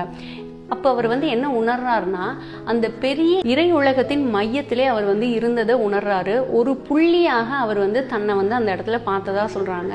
என் நடு மையத்திலிருந்து பிரபஞ்ச அமைப்பின் ஒவ்வொரு பாகத்திற்கும் பிரகாசமான ஒளி வீசி சென்று கொண்டிருந்ததை நான் பார்த்தேன் அப்படின்னு வந்து சொல்றாங்க. சிரஞ்சீவி தன்மையின் தேனாகிய பேரின்ப அமிர்தம் பாதரச திரவம் போன்று என் மூலம் துடித்து ஓடியது அப்படிங்கிறத சொல்றாங்க. பேரண்ட இயக்க அதிர்வலையாகிய ஓம் என்னும் நாதம் இறைவனின் படைப்பு குரலாக ஒலிப்பதை நான் கேட்டேன் அப்படின்னு சொல்லிட்டு முகுந்தன் குறிப்பிடுறாரு. திடீரென்று மூச்சு என் சுவாசத்திற்கு திரும்பியது. கிட்டத்தட்ட தாங்க முடியாத ஓர் ஏமாற்றத்தோடு என் எல்லையற்ற பெரு உருவம் மறைந்ததை கண்டேன் அப்படின்னு குறிப்பிடுறாங்க. குருதேவர் வந்து அவரோட முன்னாடி அசைவற்று நின்று கொண்டிருந்தாராம். நான் வெகு காலமாக மிகுந்த ஆர்வத்துடன் தேடிக்கொண்டிருந்த பேரண்ட உணர்வின் அனுபவத்தை எனக்கு வழங்கியதற்கு ரொம்ப ரொம்ப நன்றி அப்படின்னு சொல்லிட்டு அவரோட புனித திருவடிகள்ல விழுந்து வணங்குறாராம். அப்போ யுத்தேஸ்வர் வந்து அவரை நேராக நிறுத்தி அமைதியாக கூறினாராம், நீ அதிகமாக பரவச நிலையிலேயே இருக்கக்கூடாது. இந்த உலகில் நீ ஆற்ற வேண்டிய பணிகள் இன்னும் ஏராளமாக இருக்கிறது. வா, நாம பால்கனியின் தரையை பெருக்கிவிட்டு பிறகு கங்கை கரையோரமாக நடந்து போகலாம் அப்படின்னு சொல்லிட்டு அவரை கூட்டிட்டு போறாராம். அந்த நடைப்பயணத்துல அவர் வந்து சொல்றாராம், ஒவ்வொரு உருவத்தையும் ஒவ்வொரு சக்தியையும் இந்த பிரபஞ்சத்தில் காப்பவர் இறைவன் ஒருவனே. அவர் எல்லாவற்றையும் கடந்து பற்றின்றி உலகங்களின் அதிர்வலைகள் இயல்பிற்கு அப்பால் படைக்கப்படாத பேரின்ப சூன்ய வெளியில் இருக்கிறார் அப்படின்னு சொல்லிட்டு குருதேவர் வந்து விளக்கி சொல்றாரு முகுந்தனுக்கு. முகுந்தன் வந்து சொல்றாரு, அந்த பேரண்ட தரிசனம் அவருக்கு கிடைச்சதுக்கு அப்புறமா பல நிலையான பாடங்களை அவர் கற்பிக்க முடிஞ்சது அப்படின்றாங்க. தினந்தோறும் அவரோட எண்ணங்களை வந்து அமைதிப்படுத்தி என் உடல் திடமான மண்ணில் செயல்பட்டு கொண்டிருக்கும், வெறும் தசையும் எலும்பும் மட்டும்தான் அப்படிங்கிறத அவர் உணர்றதுக்கு அந்த பேரண்ட தரிசனம் ரொம்ப உதவியா இருந்தது அப்படிங்கிறத சொல்றாங்க. அதுக்கப்புறம் மூச்சு மற்றும் அமைதியற்ற மனம் என்னும் புயல்களினால் ஒளி கடலில் பூமி, வானம், மனிதர்கள், விலங்குகள், பறவைகள், மரங்கள் எனப்படும் பல வகை உலக வடிவங்களினால அலைகள் வந்து தோன்றுது அப்படின்றாங்க. அந்த அலைகள் வந்து அமைதிப்படுத்தினால் ஒழிய நம்மளால முழு முதற் பொருளான ஒளிமயமான இறைவனை உணர முடியாது அப்படிங்கிறத முகுந்தன் வந்து குறிப்பிடுறாரு. அந்த முதல் அனுபவத்துக்கு அப்புறமா பல தடவை அந்த பரவச நிலைக்கு அவர் வந்து போனாரு அப்படிங்கிறத குறிப்பிடுறாங்க. தினந்தோறும் அதுல ஒன்றி உபநிஷங்களில் இறைவனின் ரசம் அப்படின்னு சொல்லிட்டு சொன்னாங்க இல்லையா, அது ஒரு ருசிக்கத்தக்கது அப்படின்னு சொல்லிட்டு உபநிஷங்கள்ல குறிப்பிடுறாங்க. அந்தது உண்மைதானா அப்படிங்கிறத புரிஞ்சுக்கிறதுக்கு அது ரொம்ப பேருதவியா இருந்தது அப்படின்றாரு. ஒரு நாள் காலை குருதேவர்கிட்ட வந்து ஒரு சந்தேகத்தோட முகுந்தன் வந்து போறாங்க. என்ன சந்தேகம் அப்படின்னா, நான் இறைவனை எப்போது காண்பேன் அப்படின்னு சொல்லிட்டு நான் தெரிஞ்சுக்கணும் அப்படின்னு சொல்லிட்டு கேட்கிறாராம். ஒருவர் வந்து தியானம் செய்யறாரு இல்லையா, அவர் தியானம் செய்யும் போது அவருடைய ஆனந்தத்தின் ஆழத்தினால் மட்டுமே அறிய முடியுமே தவிர மற்ற ஏதொன்றினாலும் இறைவனை பற்றி நாம் அறிந்து கொள்ள முடியாது அப்படின்றாங்க. என்றுமே புத்தம் புதிய ஆனந்தமே இறைவன் அப்படிங்கிறத யுத்தேஸ்வர் வந்து குறிப்பிடுறாரு. எங்கேயோ தேடிட்டு இறைவனை பார்க்கணும்னு ஆசைப்பட்டு இருந்திருக்காரு. அந்த பரவச நிலை தான் இறைவன், அந்த ஆழத்துல நம்ம காணக்கூடிய அந்த ஆனந்தம் தான் இறைவன் அப்படிங்கிறத குருதேவர் மூலமாக முகுந்தன் வந்து உணர்ந்து கொள்றாரு. அதை தெரிஞ்சிட்டதும் ரொம்ப ஆனந்தப்படுறாரு. நீங்க என் பிரச்சனையை தீர்த்து விட்டீர்கள் அப்படின்னு சொல்லிட்டு ரொம்ப நன்றியோட அவரை வந்து வணங்குறாரு அப்படின்றத சொல்றாங்க. இப்ப முகுந்தன் வந்து சொல்றாரு, நான் இறைவனை கண்டேன் என்பதை இப்பொழுது நான் உணர்ந்து கொள்கிறேன் அப்படின்னு சொல்லிட்டு சொல்லியிருக்காங்களாம். அவர் ஒவ்வொரு முறை தியானம் செய்யும் போதும் அந்த ஆனந்தத்தை உணர்றாரு. அந்த ஆனந்தம் எப்படி அவருக்கு உதவுது அப்படின்னா, பல நேரங்கள்ல ஆழ் மனதுல அந்த ஆனந்தம் வந்து குடிகொண்டிருக்கு. அவர் ஒவ்வொரு செயல்கள் செய்யும் போதும் ஒரு சிறிய விவரங்கள் கூட தப்பில்லாம சரியாக செய்யறதுக்கு அது சூட்சமமாக உள்ள இருந்து அவர் இயங்குறதுக்கு வலிமை கொடுக்குது, அவரை வந்து விழிப்புணர்வோடு இருக்க செய்யுது அப்படிங்கிறத முகுந்தன் வந்து குறிப்பிடுறாரு. அப்ப யுத்தேஸ்வர் வந்து சொல்றாரு, மனித வாழ்வு எப்படி இருக்கும் அப்படின்னா, இறைவனுடைய விருப்பத்துடன் ஒன்றுபடும் வரை துன்பத்தினால் சூழப்பட்டதாகவே இருக்கும் அப்படின்றத சொல்றாங்க. இறைவனின் சரியான பாதை அகந்தையுடன் கூடிய புத்திக்கு பெரும்பாலும் திகைப்பூட்டக்கூடிய ஒன்றாகவே இருக்கும் அப்படிங்கிறத சொல்றாரு. இறைவன் ஒருவன் தான் நமக்கு தவறு இல்லாத ஆலோசனையை அளிக்க முடியும். மகா பிரபஞ்சத்தின் பாரத்தை அவனின்றி யார் சுமக்க முடியும் அப்படின்னு கேட்டிருக்காரு. அத்தியாயம் 15, காலிஃப்ளவர் திருட்டு. முகுந்தன் வந்து ஒரு 6 காலிஃப்ளவர்களை வந்து அவர் கையினாலேயே பயிர் செய்து அவற்றை வந்து விளைந்ததுக்கு அப்புறமா குருதேவர்கிட்ட கொண்டு வராரு. குருதேவர்கிட்ட கொண்டு வந்துட்டு சொல்றாரு, ஒரு தாய் எப்படி குழந்தைய வந்து அன்பா பராமரிப்பாங்களோ அதே போல நான் இந்த காலிஃப்ளவர்கள் எல்லாம் ரொம்ப அன்பா பராமரிச்சு உங்களுக்காக நான் எடுத்துட்டு வந்திருக்கேன் அப்படின்னு சொல்லிட்டு கொடுக்குறாங்களாம். ஒரு காய்கறி கூடையில் அவற்றையெல்லாம் வச்சு ரொம்ப அலங்காரமா மரியாதையோட குருதேவர்கிட்ட வந்து அவர் கொடுக்குறாரு. அப்ப குருதேவர் வந்து அதை பார்த்துட்டு ரொம்ப மகிழ்ந்துட்டு சிரிக்கிறாரு. அப்ப அவர் சொல்றாரு, தயவு செஞ்சு இதை உன்னோட அறையிலே வச்சிரு, நாளை சிறப்பு விருந்திருக்கு, அவற்றையெல்லாம் நம்ம எடுத்துக்கலாம் அப்படின்னு சொல்லிட்டு குருதேவர் சொல்றாங்க. சரின்னு சொல்லிட்டு அந்த காய்கூடை எடுத்துட்டு போய் முகுந்தன் தன்னோட அறையில வைக்கிறாரு. அப்ப யுத்தேஸ்வரர் வந்து சொல்றாங்க, வாங்க நம்ம எல்லாம் கடற்கரைக்கு போய் நடைப்பயணம் பண்ணலாம் அப்படின்னு சொல்லிட்டு சொல்றாங்க. இதெல்லாம் வழக்கமா எப்பயுமே செய்யறதுதான். அப்ப மற்ற சீடர்களோட முகுந்தனும் சேர்ந்து அந்த நடைப்பயணத்துல பங்கெடுத்துக் கொள்றாங்க. கொஞ்சம் தூரம் எல்லாம் நடந்து போயிட்டு இருக்கும் போது அப்ப யுத்தேஸ்வரன் வந்து ரொம்ப முன்னாடி நடந்து போயிட்டு இருக்காரு. பின்னாடி வந்துட்டு இருந்த முகுந்தன் கிட்ட வந்து கேட்கிறாரு, ஒரு நிமிஷம் நில்லு, நீ பின்புற வாசல் கதவை வந்து மூடிட்டியா அப்படின்னு சொல்லிட்டு கேட்கறாங்களாம். ஆமா, நான் அதை சரியா தானே மூடிட்டு வந்தேன் அப்படின்னு சொல்லிட்டு அவர் சொல்றாரு. அவர் சொல்றாராம், தெய்வீக தியானம் செய்வது அன்றாட உலக நடப்புகளில் கவனக்குறைவாக இருப்பதற்கு ஒரு காரணமாயிராம நீ பார்த்துக்கோ. ஆசிரமத்தை பாதுகாக்கும் உன் கடமையிலிருந்து நீ தவறிவிட்ட, அதனால நீ கண்டிப்பா தண்டிக்கப்பட போற அப்படின்னு சொல்றாராம். மேலும் அவர் சொல்றாரு, உன் 6 காலிஃப்ளவர்கள் சீக்கிரமே 5 காலிஃப்ளவர்களாக மாறப்போகுது அப்படிங்கிறதையும் சொல்றாங்களா. அங்க நடந்து வந்திருக்கவங்களுக்கு யாருக்குமே எதுவுமே புரியலையா, ஏதோ கேலி செய்யறாரு அப்படின்னு சொல்லிட்டு நினைக்கிறாங்க. அப்படி நடந்து போயிட்டு இருக்காங்க. அங்க நடந்து போயிட்டு இருக்கும் போது, முகுந்தா கொஞ்ச நேரம் நில்லு, அந்த தெருவுல ஒருத்தன் நடந்து போறான் பாரு, அவனை பாரு அப்படின்னு சொன்னாராம். அவன் தான் உன்னோட தண்டனைக்கு மூல காரணமாக இருக்கக்கூடியவன் அப்படின்னு சொல்லிட்டு குரு வந்து சொல்றாரு. குருதேவர் சொன்ன மாதிரியே அந்த ஆள் வந்து என்ன பண்றானா, ஆசிரமத்தோட பின்புறமாக நடந்து போறானா. அங்கிருந்த மணல் பாதையை தாண்டி பின்புற வாசல் வழியாக அந்த ஆசிரமத்துக்குள்ள போறான். அவன் போயிட்டு அங்க இருந்த காலிஃப்ளவர்களில் ஒன்றை மட்டும் எடுத்துக்கிட்டு சீக்கிரமே அங்கிருந்து வெளியில வந்துட்டானா. அவனோட முகம் பார்த்தா ரொம்ப சந்தோஷமா, ஒரு பெரிய சொத்தை வந்து நான் அடைஞ்சிட்டேன் அப்படிங்கிறதோட ஒரு மகிழ்வோட அவன் வந்து நடந்து போறானா.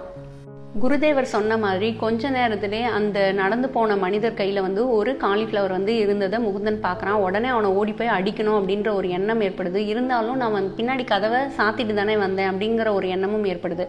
சீக்கிரமா எல்லாருமே ஆசிரமத்துக்கு போறாங்க. தன்னோட அறைக்கு விரைந்து போறாரு.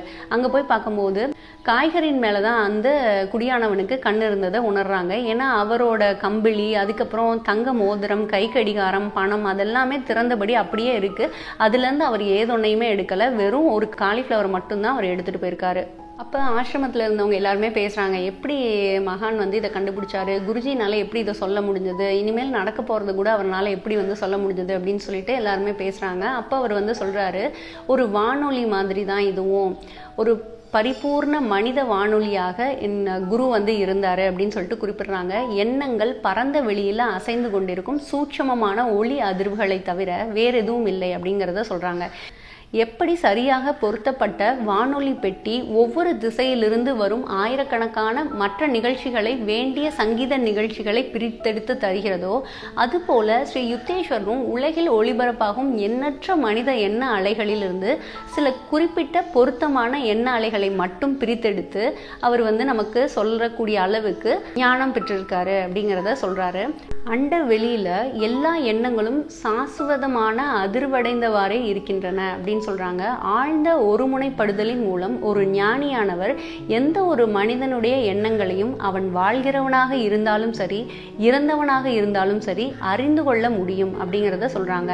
எண்ணங்கள் எங்கும் நிறைந்ததாகவே உள்ளதே ஒழிய தனி மனிதனின் வேரூன்றி இல்லை. ஒரு உண்மையை படைக்க முடியாது, ஆனால் கண்டறிய மட்டுமே முடியும். மனிதனின் புரிந்து கொள்ளும் தன்மையின் குறைபாடுதான் பெரிதாகி இருப்பினும் சிறியதாய் இருப்பினும் எந்த ஒரு தவறான எண்ணத்திற்கும் காரணமாய் இருக்கிறது. யோக விஞ்ஞானத்தின் குறிக்கோள் மனதை அமைதிப்படுத்தி நெறி பெறலாத வகையில் நம் உள்ளிருக்கும் தெய்வீக குரலின் தவறில்லாத ஆலோசனையை கேட்க செய்யலாம் என்பதுதான் அப்படின்னு சொல்லிட்டு சொல்றாங்க. இப்போ பார்த்தா வானொலியிலையும் தொலைக்காட்சியிலையும் உடனுக்குடன் வெகு தூரத்தில் உள்ள மனிதர்களின் ஒளியையும் உருவத்தையும் லட்சக்கணக்கானவர்களோட வீட்டுக்கு கொண்டு போய் சேர்க்கிறாங்க. இதன் என்பவன் எங்கும் வியாபிக்க கூடிய தன்மை பொருந்திய ஆத்மாவே என்பதற்கு விஞ்ஞான பூர்வமான முதலான ஒரு சிறு சான்று அப்படின்னு சொல்லிட்டு யுத்தேஸ்வரர் விளக்கி சொல்றாரு. யுத்தேஸ்வரர் ஆன்மீக ஊர்வலம் ஒன்றை ஏற்பாடு செய்திருந்தாரு.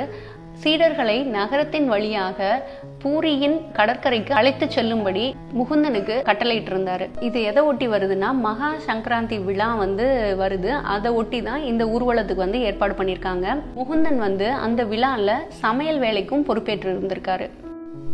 குருதேவர் சீக்கிரத்திலே விருந்தினர்களோட விவரங்களை எல்லாம் என்ன அப்படின்னு சொல்லிட்டு பார்த்துட்டு மேற்பார்வை பார்க்குறாரு. பார்த்து முடிச்சதுக்கு அப்புறமா சமையல் வேலையெல்லாம் எப்படி நடந்துட்டு இருக்கு அப்படிங்கிறத பார்க்கறதுக்காகவும் வராராம்.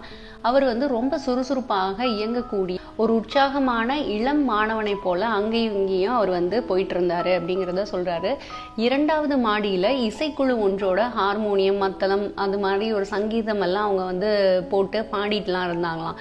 அப்போ அவங்க அந்த பாட்டை ரசிச்சுக்கிட்டே ரொம்ப இனிமையா எல்லாரும் வேலை பார்த்துட்டு இருக்காங்க.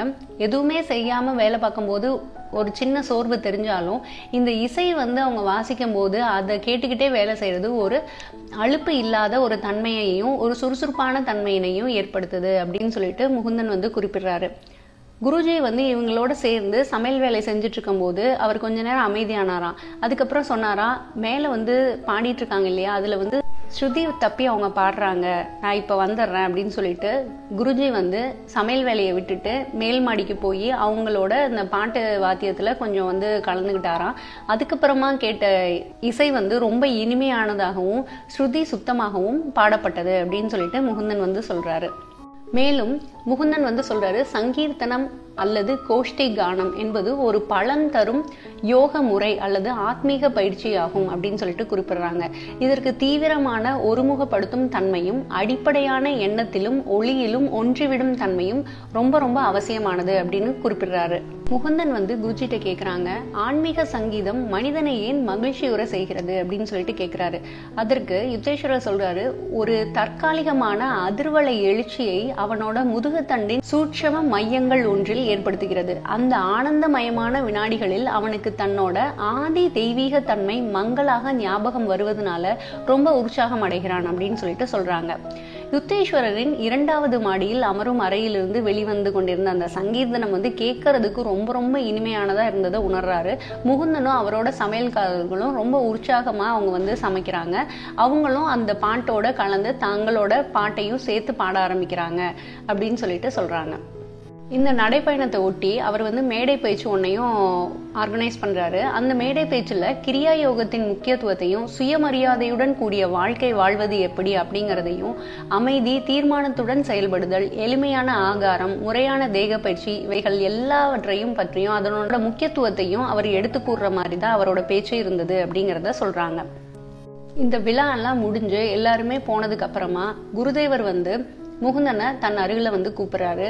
இந்த ஒரு வாரமாக நீ நிறைய வேலைகளை செஞ்சுட்ட, இதோட தயாரிப்புகள் அதுக்கப்புறம் எல்லாத்தையும் ஆர்கனைஸ் பண்றது எல்லாரையும் கூட்டிட்டு போறது இந்த நடைபயணத்தோட கடமையை எடுத்துக்கிட்டது எனக்கு ரொம்ப மனமகிழ்வா இருக்கு. நீ இன்று என்னோட படுக்கையறையிலேயே தூங்கலாம் அப்படின்னு சொல்றாங்க. இவருக்கு ரொம்ப ஆனந்தமா இருக்கு. ஏன்னா குருதேவரோட நம்ம அவரோடவே இருக்க போறோம் அப்படின்னு சொல்லிட்டு அவர் நினைக்கிறாரு.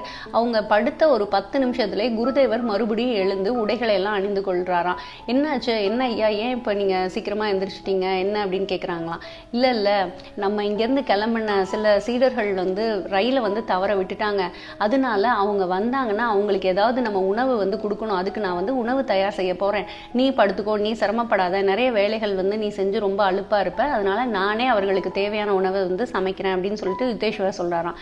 யுத்தேஸ்வரர் கீழே இறங்கி போகும்போது உடனே முகுந்தனும் இருப்பு கொள்ளாம அவரும் நான் உதவுறேன் அப்படின்னு சொல்லிட்டு உதவுறதுக்கு வராராம். குருதேவர் வந்து அரிசியும் பருப்பையும் வேக வைக்கிறதுக்கான வேலைகளை வந்து செய்கிறாரு. குரு வந்து இவர் முகுந்தன் வரதை பார்த்தோன்னே ரொம்ப அன்பாவோ புன்னகை செய்கிறாராம். இன்றிரவு நீ களைப்பையும் கடும் உழைப்பின் பயத்தையும் வென்று விட்டாய், வருங்காலத்தில் என்றுமே அவைகளால் பாதிக்கப்பட மாட்டாய் அப்படிங்கிறத அவர் வந்து சொல்றாரு. அவர் சொன்னது போலவே முகுந்தனோட ஆயுள் காலம் முழுவதுமே அந்த ஆசை வந்து அவரோட இருந்ததா சொல்றாங்க. எப்பயுமே அந்த களைப்போ இல்ல பயமோ எதுவுமே இல்லாம அவர் வந்து வாழ்ந்ததா சொல்றாங்க. இவங்க வந்து சமையல் செஞ்சுட்டு இருக்கும் போதே வெளி முற்றத்துல காலடி சத்தம் வந்து கேட்டதான். உடனே வந்து யுத்தேஸ்வர் சொன்னாராம், போய் பாரு, அந்த மாணவர்கள் குழு வந்துட்டாங்கன்னு நினைக்கிறேன் அப்படின்றத சொன்னாராம். முகுந்தனுக்கு ரொம்ப ஆச்சரியமா இருந்ததான். ஏன்னா யுத்தேஸ்வர் என்ன சொன்னாரோ அதே தான் அந்த மாணவர்களும் சொன்னார்களாம். நாங்க போகும்போது எங்களுக்கான ரயில நாங்க தவற விட்டுட்டோம், அதனால இங்க தங்கிட்டு போகலான்னு வந்தோம் அப்படின்னு சொல்லிட்டு அவங்க சொல்லியிருக்காங்க. உணவு தயாரானதோ அவங்களுக்கு உணவை வந்து கொடுத்து அவங்க நித்திரை கொள்றதுக்கான இடங்களையும் ஏற்பாடு பண்ணி கொடுத்துட்டு இவங்க வந்து படுக்கைக்கு போனதா சொல்றாங்க.